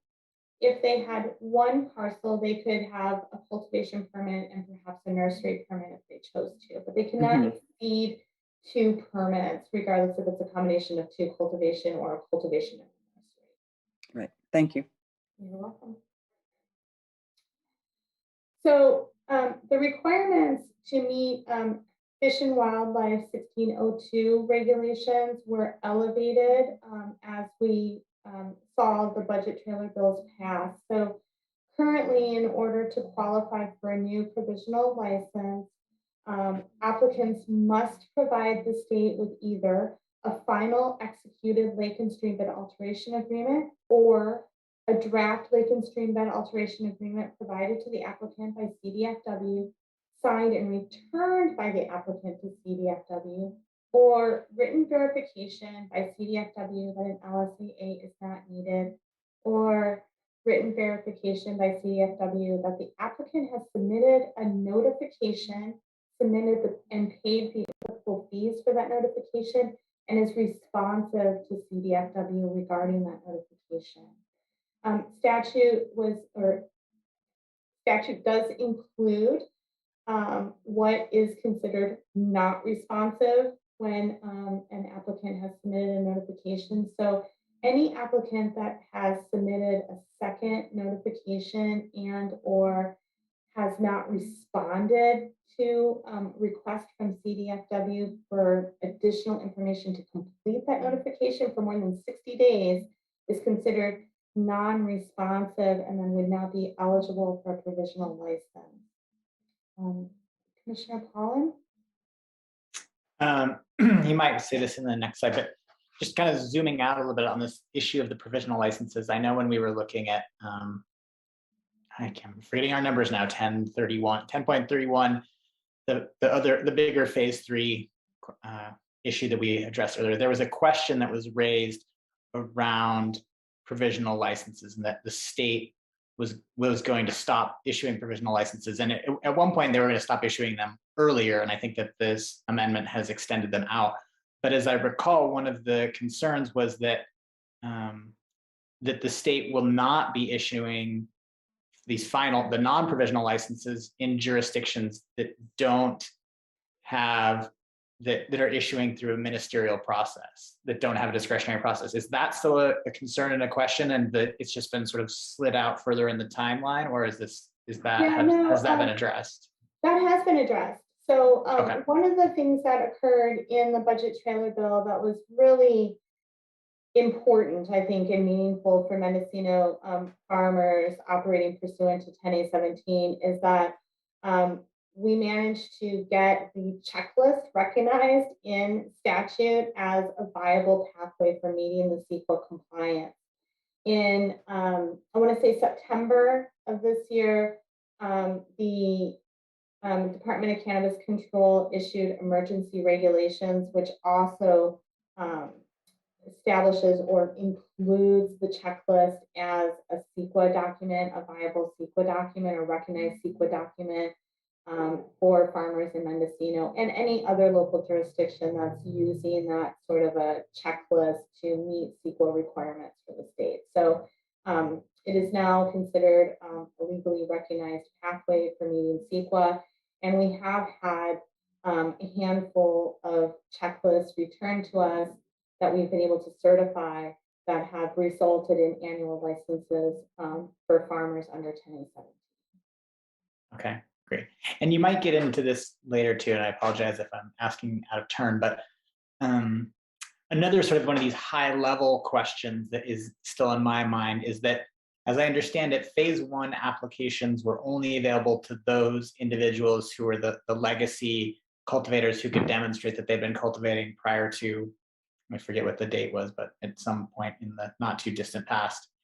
Phase 2 applicants are those that can qualify for cultivation of indoor or mixed light on industrial lands, correct? But currently, there are no applications available to any persons who didn't fall into one of those 2 categories, correct? That is correct. Until phase 3 of 10A17 is opened up, there's no applications available for new cultivation. And will phase 3 not be opened until all of phase 1 and 2 has been concluded, or is there a timeline upon which the cannabis program is sort of anticipating that phase 3 will open? It's a little bit of a complicated response. There currently is a moratorium on phase 3 as the board and the planning commission were developing 2022.18, right, the discretionary permitting ordinance. That moratorium, I don't believe, expires until towards the end of February of 2022. So I think probably at the latest, we would see phase 3 open up after the expiration of the current moratorium. The Board of Supervisors does have the ability, if they choose to retract that moratorium, which could open it up earlier, but I do not believe there's a scheduled or an agendized item to have that discussion at this time. Thank you.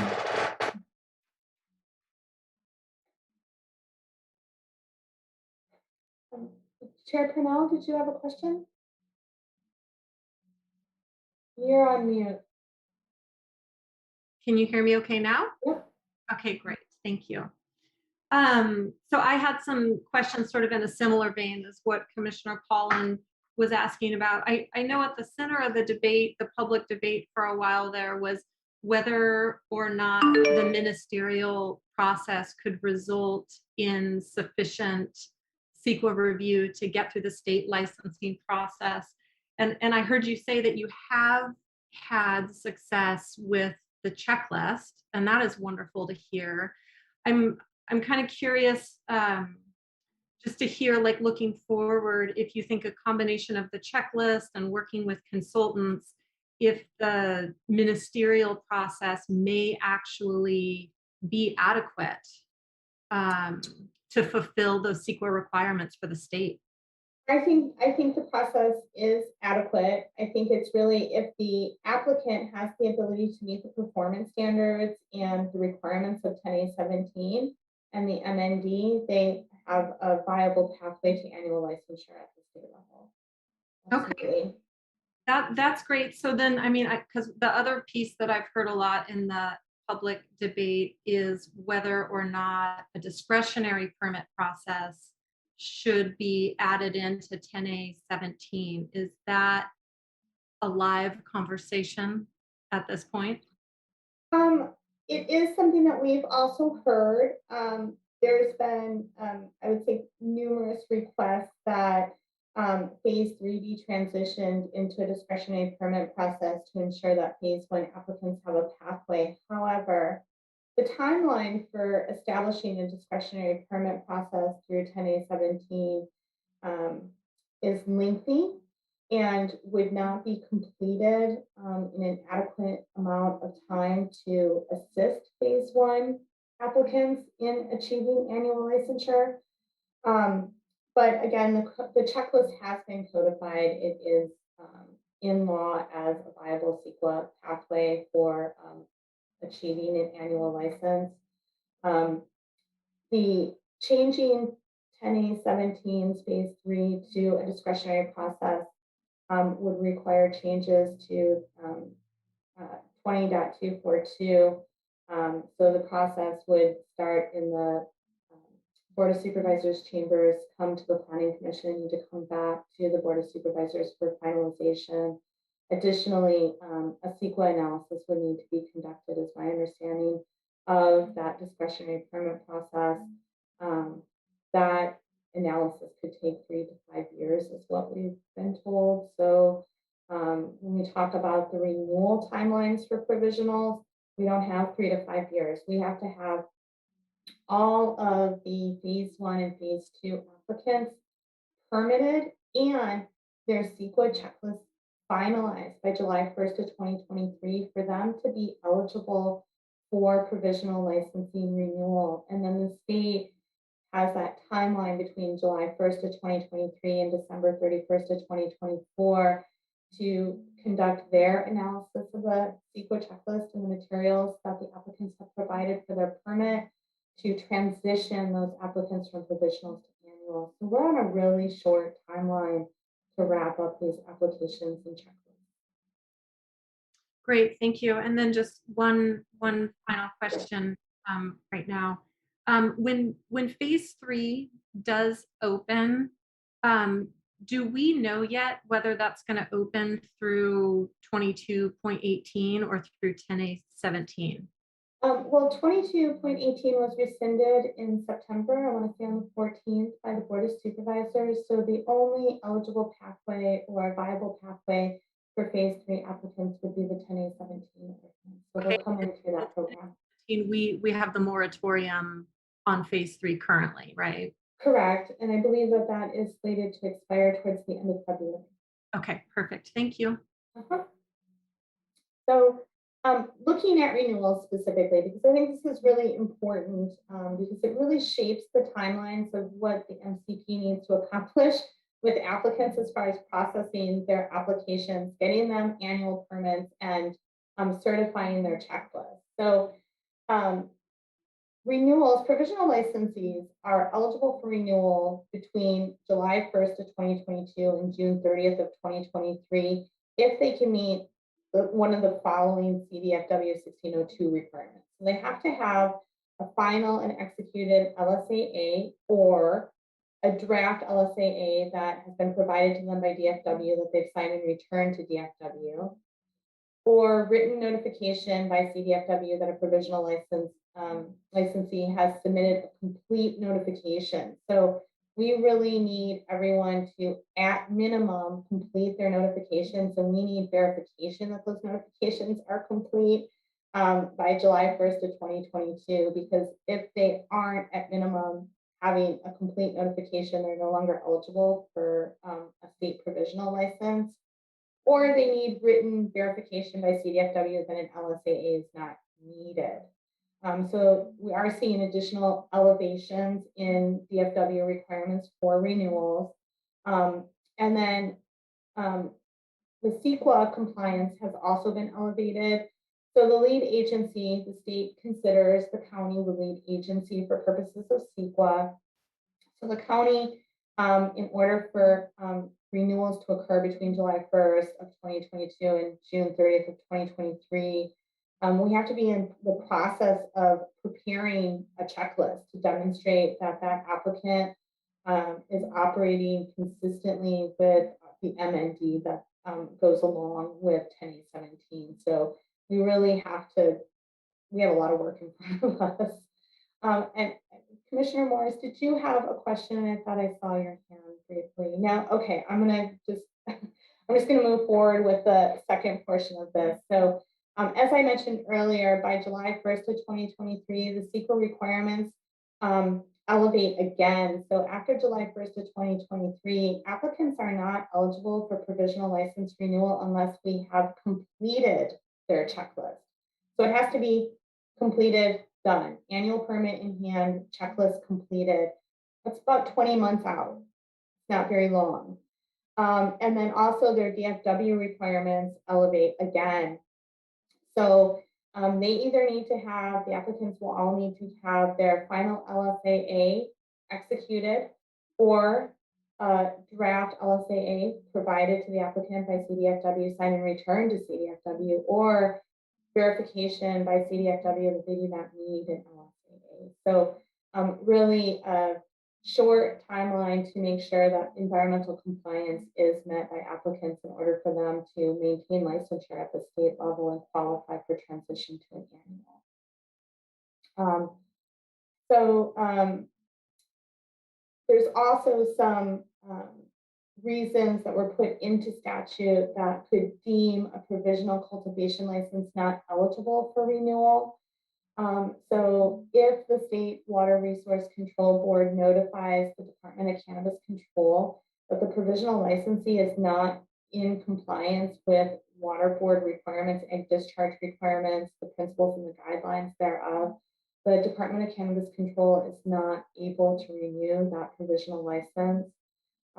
Likewise, if the California Department of Fish and Wildlife notifies the Department of Cannabis Control that the provisional licensee is not in compliance with a final LSAA and its conditions that were set forth in that final LSAA, or a condition established pursuant to 1602 and section 26060.1 are not met, then the state cannot renew a provisional license. So for the purposes of our review, we are requiring verification that folks are in compliance with both of these pieces, so that we can hopefully move them forward and they can maintain eligibility for renewals.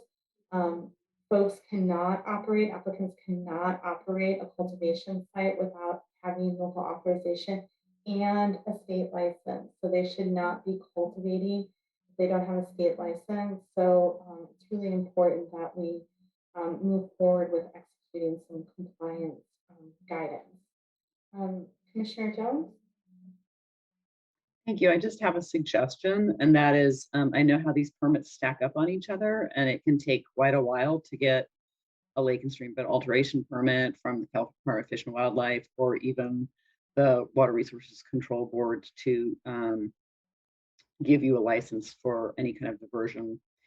And I'm not sure that the applicants would be aware of that time frame. And then you also have to do probably a neg deck after they get these. So you're talking about a 6-month lag between the time that they have a complete application realistically and the time they've actually gotten through that window. I think it would do the whole county a great deal of good service if you could send out a letter to everybody letting them know the lengthy time of this processing so that people have a heads up to start now for 2023. I mean, realistically. Right. I do think if folks have not started their fish and wildlife notification, it's going to be, they aren't going to be eligible for a new provisional license. If they haven't started their fish and wildlife notification, they likely don't have a provisional license because it's been a requirement for quite a while.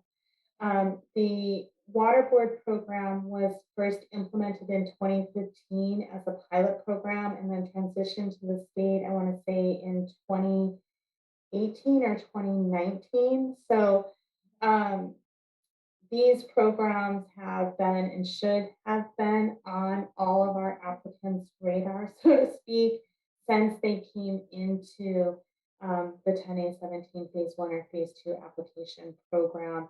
And you are correct, it does take some time to get through these programs. The water board program is a little bit quicker. It's a ministerial program, where the fish and wildlife program is a discretionary program. So, but Fish and Wildlife has staffed up and are working through lake and stream alteration agreements and notifications, I think as quickly as they possibly can. Right.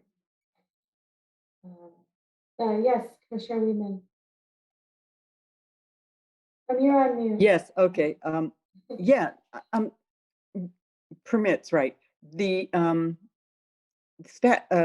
individual applicant can hire consultants to help them with the fish and wildlife, just like we do here in all our permits for all the different projects we do. And that would facilitate, you know, yeah, it's going to cost them some money, but that would facilitate everybody to move forward and have a package so that they're not coming back to you finding out, or to the California Fish and Wildlife Department, because it's multi-layered. Mm-hmm. And it's very hard for a property owner to even understand actually the language too. So I hope the applicants know that that might be part of the cost, is to hire a consultant to help them through that. And most of the applicants do utilize consultants for assistance with both the water board program and fish and wildlife program. Applicants who are deemed eligible, they have to apply, and then once they're deemed eligible for the equity grant program, they can apply for direct grants to help support them work through these permitting processes. And then we've also included in the local jurisdiction assistance grant program, which is discussed on the next slide, some direct grant funding opportunities for applicants. Mostly, I mean, there is funding available potentially through that program for notifications for fish and wildlife and fees associated with water board permits that are required. But often the big expense with these programs is if they have projects they have to conduct, like replacing culverts or doing water quality projects. So we have included in the proposal or the application we sent to the state a direct grant program to assist with the funding of those projects that may need to be conducted. So hopefully they'll happen sooner, right? If there's some funding available, so that more of our applicants will be eligible for those renewal deadlines that we just talked about. So let's talk a little more about the local jurisdiction grant program. Combined, Mendocino has been deemed eligible for $18,084,837 in grant funding. We've broken it into, the state has broken it into some different categories of how that funding might be spent. We have asked for $963,952.57 to assist with salaries, right? So full-time employees within the MCP to assist with salaries for the processing of phase 1 and phase 2 applications in the Appendix G checklist. We've also requested $1,987,762 to cover the cost of consultants for the purposes of processing those phase 1 and phase 2 applications and Appendix G checklist. That dollar amount also includes the second portion of the portal that we talked about earlier. We've also asked for a little over $1 million to help us cover the salaries associated with administering the grant, because there's not only the record keeping of and expense tracking associated with taking in such a sizable grant. We are talking about a $10 million, almost $10.5 million direct grant program. So we're going to have a significant amount of staff hours dedicated towards working with our phase 1 and phase 2 applicants who have provisional licenses to underwrite grant applications that we receive from them and administering that direct grant program to benefit them. And then we put in here just over $3.6 million request to assist the cannabis program with the costs associated with implementing what's called a power score. The power score would help the county and applicants track applicants' greenhouse gas emissions, which is pretty important, not just because they need to start reporting their greenhouse gas emissions to the state to qualify for annual licenses. That reporting starts in 2022, but also 10A17 requires that applicants who are utilizing generators as a primary power source convert off of those generators and onto a renewable energy source. So we do have some funds in the direct grant program for them to install solar or wind power, whatever it is, to get them off of that generator as the primary source of power. But without being able to calculate and understand how much power is being consumed or utilized by that generator, it's pretty hard to ensure that they have met the requirements of getting off of the generator as a primary power source and onto an adequate renewable resource. Also, the power score would track water use and efficiency for the applicants, which then gives us the ability to truly assess a water availability analysis, which is required of most relocations. So we're looking at implementing that. We've included the cost of doing significant upgrades to the Track It permitting system that allows us to capture more information about permitting status. So have folks met these benchmarks for fish and wildlife requirements, for example? Have they met the benchmarks required from the water board? And then the ability to export that information, so to speak. So we are, under the grant, required to provide pretty detailed reporting to the state on a quarterly basis. Currently, we don't have a way to export that information, so we would have to manually copy and paste from different spreadsheets into the quarterly tracking. So these updates to custom screens in the Track It system would give us exportability of the data that the state is requiring in order for us to be eligible for this grant program. We're also, as I mentioned, we folded in the cost of establishing the renewal application portal system. We're looking at upgrading site inspection technology, so it's electronic in the field, and we reduce paper. We are talking about bringing on a number of consultants to assist with this process. So we've included the cost of RFQ development and analysis. There's cost to the county to conduct that. We're also have included satellite and aerial imagery programs, which would assist us in developing the Appendix G checklist. We would be able to see how much of the development at that location occurred prior to January 1st of 2016 versus how much of the development, say, is new and subject to CEQA analysis. Additionally, 10A17 has a very rigorous tree clearing prohibition in it, and it's broken into kind of two timelines. So if a commercial species of trees were removed and or true oak or tan oak species were removed prior to May 4th of 2017, there is the ability to work with the applicant to potentially move that permit forward.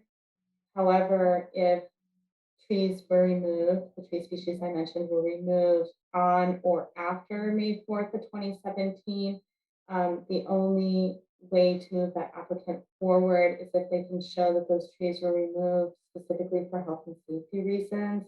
So really being able to pinpoint that date is going to be important for us to be able to help applicants determine whether they have a viable application or not for this program. We believe that satellite and aerial imagery will also really help the department prepare for site inspections, so we know what to expect when we get to a location. If we can look at it ahead of time, it really helps prepare the inspectors who are going out into the field. But also we receive a number of complaints for applicants in the program or permit holders in the program. Neighbors are concerned that there's been new development or expansion, and having this type of imagery would let us actually verify whether expansion had occurred or hadn't occurred before going out in the field. So we could probably nip some complaints in the bud, so to speak, before having to go out in the field, because oftentimes we find that folks are within the parameters of their limitations of cultivation and or nursery operations. So we go out there and then we're like, oh, well, they're compliant. So it would be nice to be able to save that trip if we can in those instances. We're also looking at bringing on a planner cartographer for the department. The costs associated with that planner cartographer is included in the staffing budget under item A, and we are looking to the state to provide us with the GIS station or the funds to purchase the GIS station equipment necessary. We do anticipate taking on the other aspects of the supply chain from PBS sometime in Q3 or Q4 of this fiscal year. So having a cartographer planner would be hugely helpful as we're working through admin permits, minor use permits, major use permits. And also we would be able to utilize that cartographer planner to create maps for inspectors going into the field. So once we've identified what's occurring on that site, they would also have a map, a current map to go along with that site plan. General office supplies such as computers, workstations, cell phones, desk phones have all been requested in the grant so that we can meet our staffing allocation, right? So having 4 planners, an admin assistant, we have a new program administrator, which I'm excited to announce, and myself, we only have that many desks right now. So we're looking at vastly expanding the department to have 14 full-time employees. We need furniture and workstations for those employees. We are also looking to integrate DocuSign into our permitting portals, which would reduce the need for applicants to come in and execute their permits. It would reduce staff time. We'd have fewer appointments to schedule, and it would streamline things pretty tremendously. And then we realized that we're going to have some outside agency cost recovery needs. So we folded an estimate to cover the expense associated with sensitive species habitat review for phase 1 and phase 2 applicants. So we have some funds to provide to DFW for those services. And then also we have set aside some funds for environmental health, who are likely going to be conducting a significant amount of septic reviews and probably well reviews. And maybe I should take a question or two before talking about the direct grant program. I don't know, Chair Pennell, do you want to ask a question before I complete? This is the last slide. Yeah, it looks like Mendo's got a really nice slice of the pie when it comes to grant funding. So that's wonderful. Not only to help, the county recover costs, but to also pass that on to applicants and hopefully build a successful program countywide and statewide. I'm curious, does this $18 million include equity funds, or are those in addition to the 18? So the equity program is a separate grant funding pool. That application process is open right now. So we have applied annually for equity funds for the equity grant program. And we're working on the application, which is due, I believe, on December 13th to apply for more equity funds. This program, the local jurisdiction assistance grant program, the dollar amount that we became eligible for was elevated because we have the separate equity grant program. And it was elevated by 10 million, which is what we're allocating towards a direct grant program through the local jurisdiction assistance grant program.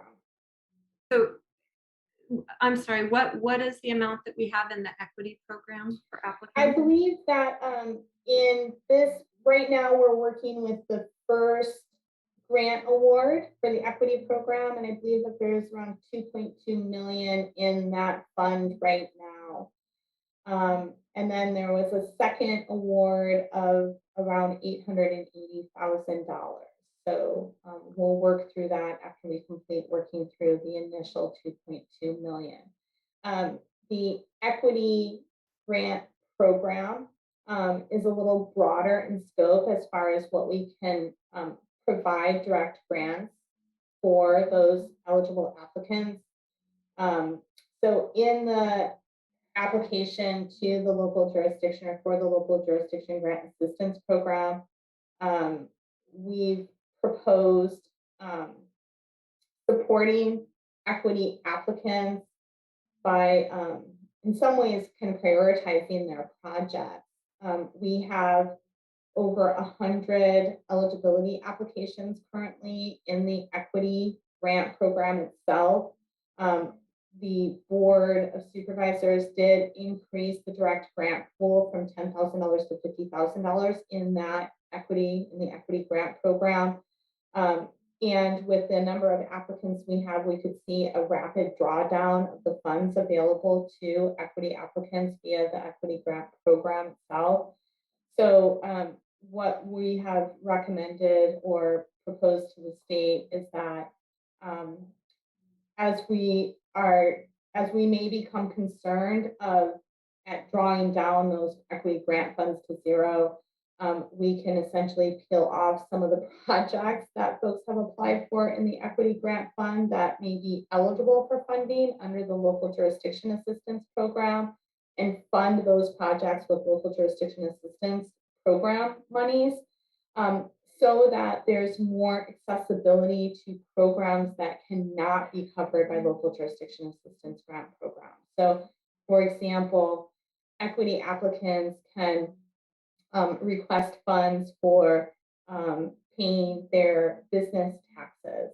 They can request funds for attorneys if they want to form a business or a corporation, right? They can request funds to cover the liability insurance necessary to conduct capital improvements. Under the local jurisdiction assistance grant fund, we can't fund those activities. So we are trying to be strategic about how to make the funds go as far as possible, so to speak, and be accessible to as many needs and applicants as possible. That's great. Good job on that. And it sounds like with 100 or however many you said applicants there are for the equity program, it sounds like the eligibility criteria was successfully tweaked so that am I correct in that? Yeah, we did go back to the Board of Supervisors twice to work on the eligibility criteria. So originally we had a slow onboarding process for equity applicants. I think that the economic threshold was really a sticking point. It had originally been set at extremely or very low income to qualify, and a lot of our cultivators are cultivating on property where they live and potentially own, so they have mortgages, and they were not able to qualify because of the income thresholds. The board initially raised the income thresholds to moderate and then removed them altogether, and that has made a huge difference. The equity program specifically is scoped and shaped by the state to help persons disproportionately impacted by the war on drugs, and does not require an economic threshold. So that has been removed, and I think that really helped spur the number of eligibility applications we've received. We also put an urgency deadline in place recently because we have to allocate or award that first 2.2 million by the end of February. And we had heard from a number of applicants that they wanted to receive funding this year in the 2021 year. And so we're like, okay, get your paperwork in and do it now so that we actually have time to process and hopefully cut checks to you so that we can meet those desires.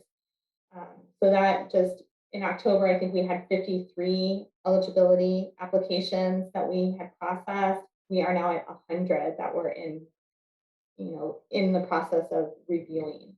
So. And have any checks been cut? No checks have been cut, but I am certainly hoping that we will be doing so in the next week or two. So the holidays are going to make the timelines a little sticky, but I'm sure we will get funds out before the end of the year. And then I think we will be very, very busy in January and February cutting checks. We have a number of grants that have been approved. They have been put into the proper grant agreements. We have a grant agreement template that came forward from County Council in the last month or so. So we're just have the first grants that we've put into that grant agreement that we've approved being reviewed by County Council. And I think once we understand the expectation of how we format those grants, we really can start moving forward. The board did grant me the authority to execute those grants, so we should be able to streamline the process once we really have clarity on the expectations of how we format those grants. So I think we're going to be off and running quite soon here. Thank you. You're welcome. Commissioner Weidman, please. Yes. Could you just simply recap how much assistance has the county actually gotten in grants to date? About just round it off. It's about 3 million. It's close to 3 million in the equity pool, and that's after 2 grant applications. Okay. And we're working on our 3rd application to the state for that funding source currently. And then through the local jurisdiction assistance program, we have this $18 million plus that we have been made eligible for. We're looking to allocate $10,473,468 to direct grant programs. Okay, so we've gotten the 3 million and we're eligible for the 18 million, but we haven't really received all that money in the sense of. Yeah, we've received the 3 million for the equity, but we haven't received any of the monies that are on this slide for the local jurisdiction assistance grant program. Okay. The state is supposed to announce awards in December for this, and I do think we'll see funding hopefully as early as January. Okay, thank you. Yes, Commissioner Morse. Thank you. Can we have a 5-minute break? Let's take a 5-minute break. Thank you. Great. So it's 11:16. So let's come back at 11:21. See you then.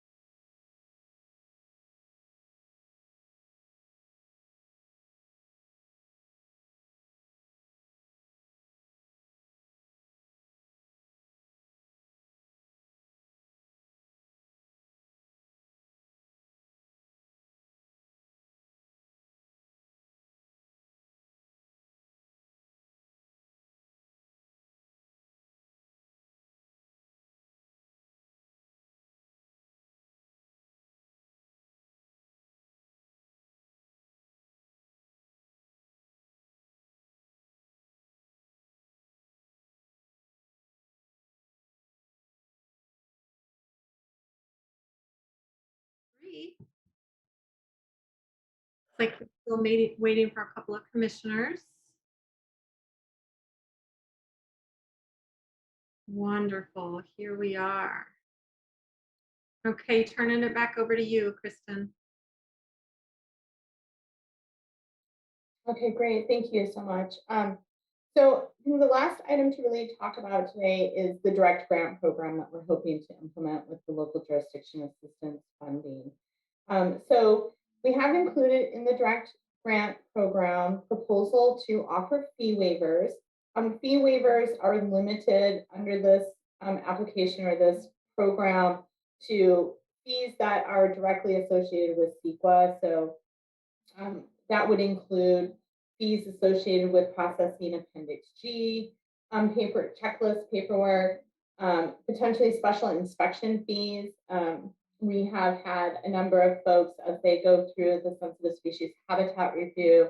DFW has asked for a second or additional site inspection. So I believe that we could waive that fee in those instances because it's relative or in relationship to environmental review. Additionally, grading permits may fit into this. Grading permits are required for folks who are doing lake and streamlet alteration agreement work orders. So if you have been told pursuant to your lake and streamlet alteration agreement that you have to remove an undersized culvert, for example, and put a larger, longer, or whatever it might be, culvert in place and then conduct armoring, that's in most cases going to require a grading permit. So I think we could cover the cost of grading permits in those instances, and then potentially demolition permits. So if someone's been told this building is inside of a streamside management area and needs to not be here, that's going to require a demolition permit for the applicant to remove that structure. So then there might be some other fees that we could cover, but that's kind of the examples that we've proposed. Also, any sort of CEQA related assistance. So if an applicant needs, is told that they need a biological survey or an archaeological and cultural survey or to conduct a traffic study, perhaps, the cost of hiring a consultant and conducting those studies would be eligible for grant money. We've included a segment on improving air quality and reducing greenhouse gas emissions. This portion of the direct grant program would help or assist folks who need to get off of generators and other types of combustion engines, such as water pumps, to move towards installing solar and or potentially electric water pumps, perhaps, and then move away from generators towards wind power or solar power, perhaps. There is a component in the direct grant where we've proposed monies be made available for remediation and relocation to an environmentally superior location. We have experienced applicants who are cultivating within a streamside management area and need to pick up and move that cultivation to a more environmentally superior location on that property. That has a whole set of cost and expense associated with it. So we'd like to make direct grants available for helping folks manage those relocations and the remediation that's necessary for them to relocate to a new location on their property, should they need to do that. We've also proposed some funding for hydrology and water quality. So going back to DFW, so hoping to make funds available for notification expenses, technical support for notification preparation, also funds for conducting the projects identified in that notification, because this is really can be quite expensive for the applicants. Sometimes when you are conducting projects for your lake and streamlet alteration agreement, it will trigger the requirement for a 401 permit under the State Water Resources Control Board. So any permit filing fees, we hope to be able to help folks or assist folks with through the direct grant program, any reporting and monitoring fees, getting the appropriate type of water meters not only paid for but installed so that folks can properly monitor their water to meet the compliance requirements of the general order. Additionally, looking to support through direct grant funds, connectivity studies, water availability analysis when required, and then any technical assistance the applicant might need in having those studies conducted. We're also hoping to help fund water conservation methods, so rainwater catchment systems and infrastructures, fee waivers or deferrals for the permitting required for establishing those rain catchment systems. Also ensuring that folks have some funding available to meet forbearance requirements should they be drawing surface water. They have to store their winter drafted water for the months of largely through May through November in many instances. So that's a significant amount of water storage applicants will need if they are on surface water, and DFW says you need to forbear that surface water. So wanting to make sure that there is funds available for them to meet those infrastructure requirements. And that is all that I have prepared for the presentation today. And I am more than happy to answer additional questions. Kristen, thank you for this presentation and for taking the time to come here today. I think you can see the level of interest from the commission here. And I know that our future role has sort of changed from time to time of what the role we thought we'd be playing and the role that we might actually be playing as the program moves forward. So it's really helpful just to get a current, up to date. I do have one question just with this like really impressive amount of grant funds available to assist applicants. How will they find out about this? Well, we have been doing fairly regular meetings where we've been, and we haven't since, let's see, the last public meeting we held was in July in preparation for the portal. But we hope to get back to offering regular public meetings where we address topics that are frequently asked questions that come into the cannabis program inbox.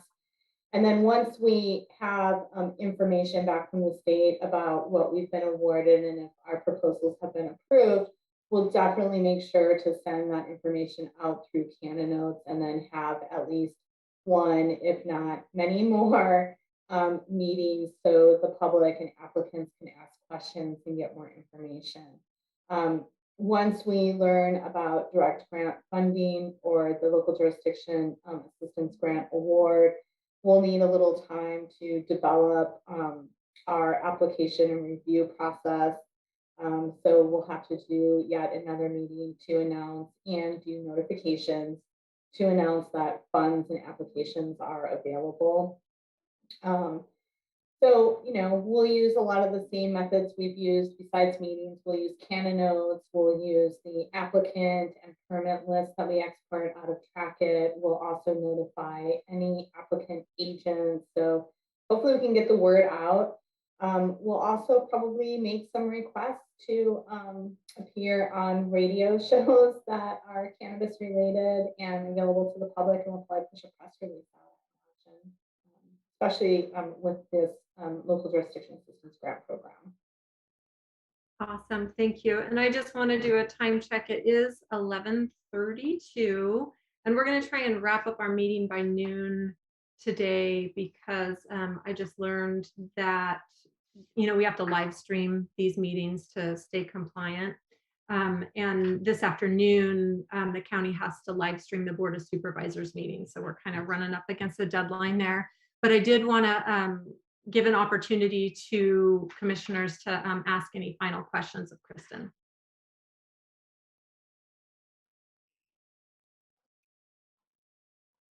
Did we ask them all already? I have a question. I just have a point. Sure. You know, because I can't see anybody here other than the screen. So thank you, Chair Parnell. I think one thing I realized during this whole, it's not just this whole cultivation issue. And I think this would be helpful when Chair Parnell said, maybe how do we get the word out? How do we get the information out? I think what I really have experienced as a planning commissioner with the issues we see, and also with the Board of Soups, there's a lot of misinformation out in the public, whether it's on the radios, whether it's in different publications. I think some of the grant money should be used to hire a neutral publicist to get the information out, put it in all the publications, the papers, the radio spots. That's what's needed. We need just basic factual information, because the work we did not get out to the public in a real factual way, and on several issues. And I've been sharing this with the two coastal supervisors, saying there's a problem here. We have an information void in our county. And maybe there's some grant money to be used to a neutral, just the fact, a writer to put out and publish what's being done, what's needed, where we are in these things. Thank you. And thanks for a great presentation. Lots of work. Thank you. Thanks for that, Commissioner Wiedemann. And Commissioner Pollan, I see your hand up. Yeah, thank you. Kristen, you may or may not know the answer to this question. If you don't, just say that. But I'm just curious if you're hearing anything from the Board of Supervisors, if sort of after the referendum and the withdrawal of the original phase 3 program, if there's any appetite to move the cannabis program back towards a ministerial or back towards a discretionary system in which the Planning Commission would be involved, or if they've kind of just said at this point, nope, we're going to continue with this as ministerial indefinitely. If, as the Planning Commissioners, if we should be trying to, we'll all be staying abreast, obviously, as members of the community, but whether we should really be trying to follow all the ins and outs of this, because it's going to be landing back in front of us or not. And if you have any sense of that. I don't really have a sense of that currently. I think the supervisors are primarily focused on what happens with phase 3 and the timing of that. I think that's probably the first question to respond to.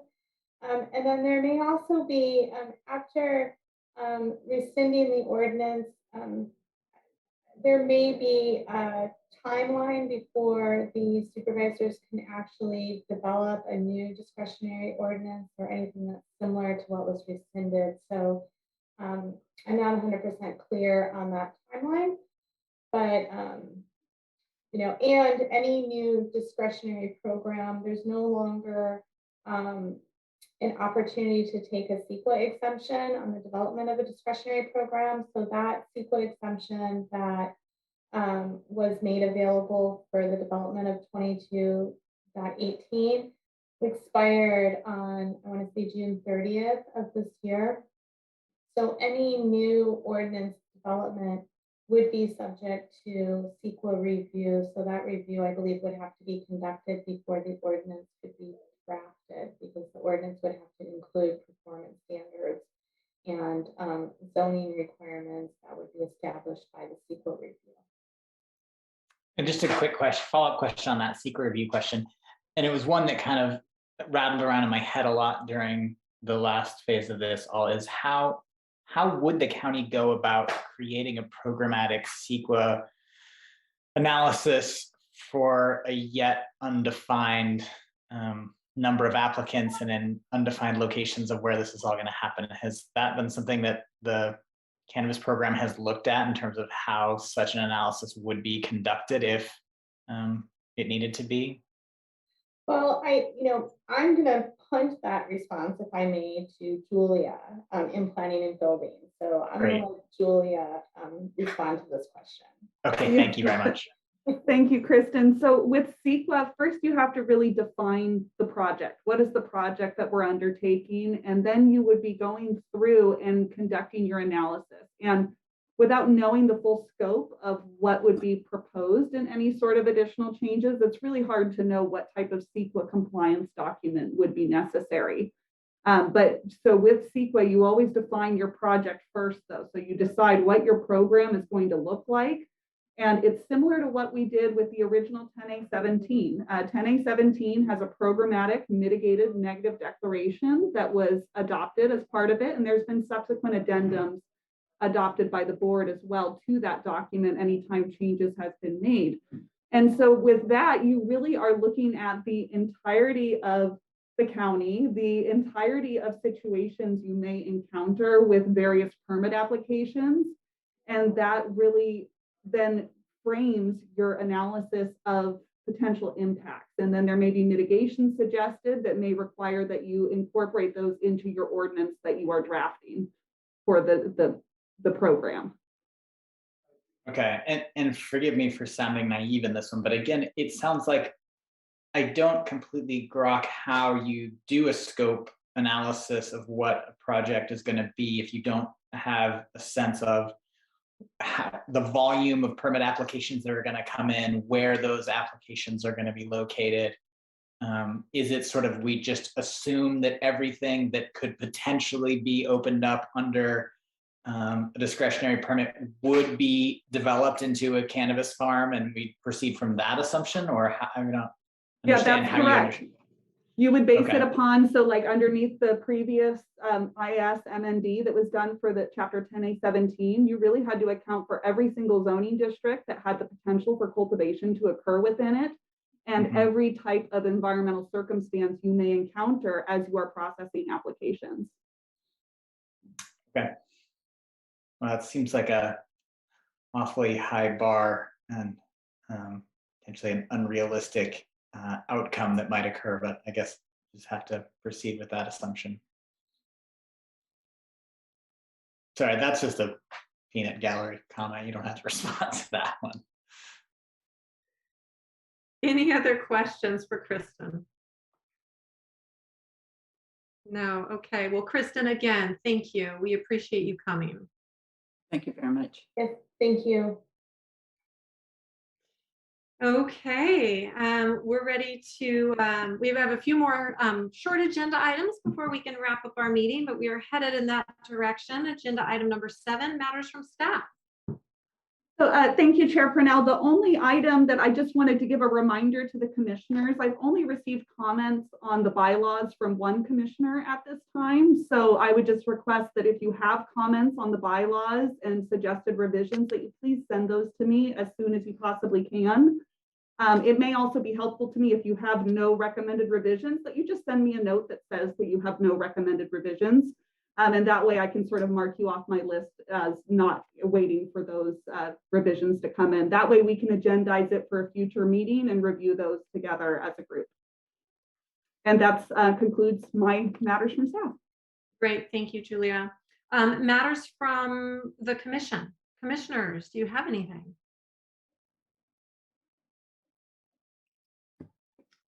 Earlier in this meeting, Commissioner Jones spoke to the issue of a request for future agenda items about an ad hoc committee.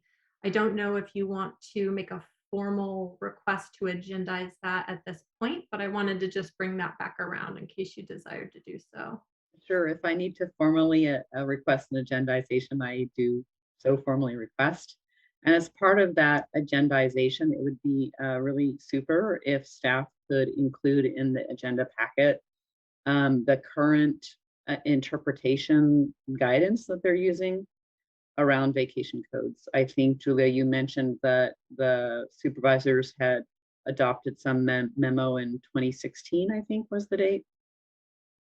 No, so it was a director's level determination and interpretation of the code. And then the board did have a moratorium on vacation home rentals around 2016, but that was not renewed after the initial moratorium was put in place. So maybe could you just include both of those, the director's direction with regard to how to interpret boarding house. And then also the moratorium. I just think it'd be helpful for the planning commissioners to see these background documents. So we're working with proper information. And yes, I'd like to have it at our next meeting if possible. And I don't think you need to write a staff report or anything like that. Just include those two documents, because the goal of the meeting would be to try and select a ad hoc committee to kind of take this on and maybe prepare a new interpretation memo for the planning commission to consider.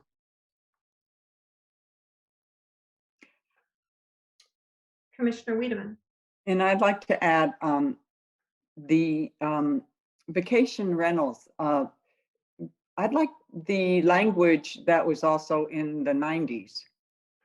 I want you to go back a little bit before the change of the general plan update that happened, I believe, in 90s to the early 2000s. The old general plan, when it talked about vacation visitor serving facilities. It'd be great if we have, what I'm getting at is the history, of how we got from where we are today and how we got here, because things have changed. And maybe, my gray hair kind of gives a little edge that I've seen a lot since I guess I would be 79, that I've been involved with some of these things.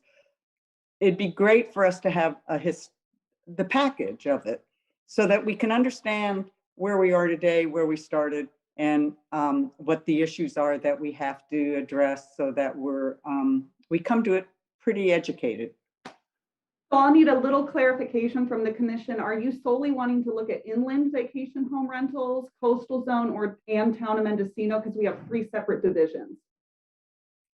I think that town of Mendocino was recently revamped, and I'm kind of comfortable with the way that it reads. I think it's more in line with the realities of the day, if I could.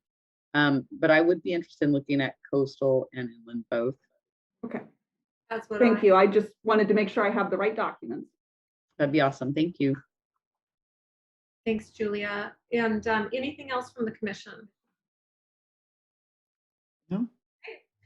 Moving on then to approval of meeting minutes. We are traveling back in time to October 17th, 2019. Are there any changes or edits required of this? I know some here for this meeting. Many of you weren't even here. Commissioner Jones. I think we should just have clarification from Matthew. I think it is true that we can vote to approve minutes at meetings which we were not present, because otherwise there'd be no way for us to approve these minutes. Deputy County Counsel Matthew Gadrowski, through the chair. Yes, that's correct. Generally speaking, there is plenty of turnover in various types of bodies or commissions. That if that couldn't happen, then there would be simply some meetings where there were no minutes that could be adopted. So these really are just confirming that the commission believes the minutes were prepared adequately, and that's all. I myself don't see any edits required here, so I think we're just looking for a motion to approve. Right. I'll move, since I was a participant of the October 17, 2019, to approve the minute. Do you want me to approve all the minutes or one by one? We're going to go one by one. Okay. October 17, 2019. I move to approve. I'll second.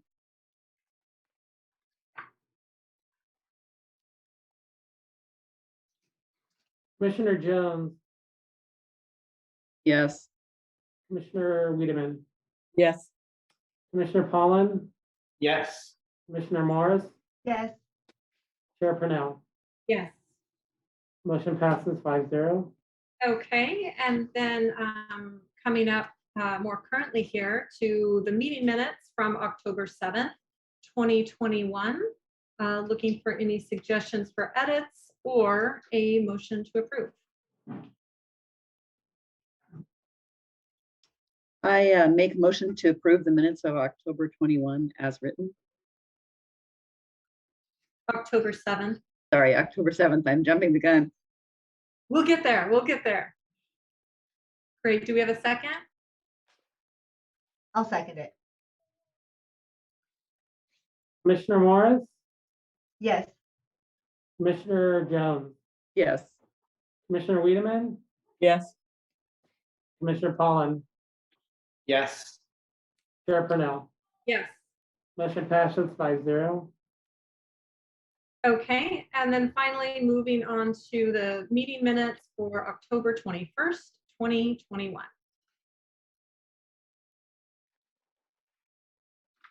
I I'll make move a that we approve the meeting minutes of October 21st, 2021. Okay. I second. Was that Wiedemann? That was Marie and then Diana. Okay. Commissioner Wiedemann, Yes.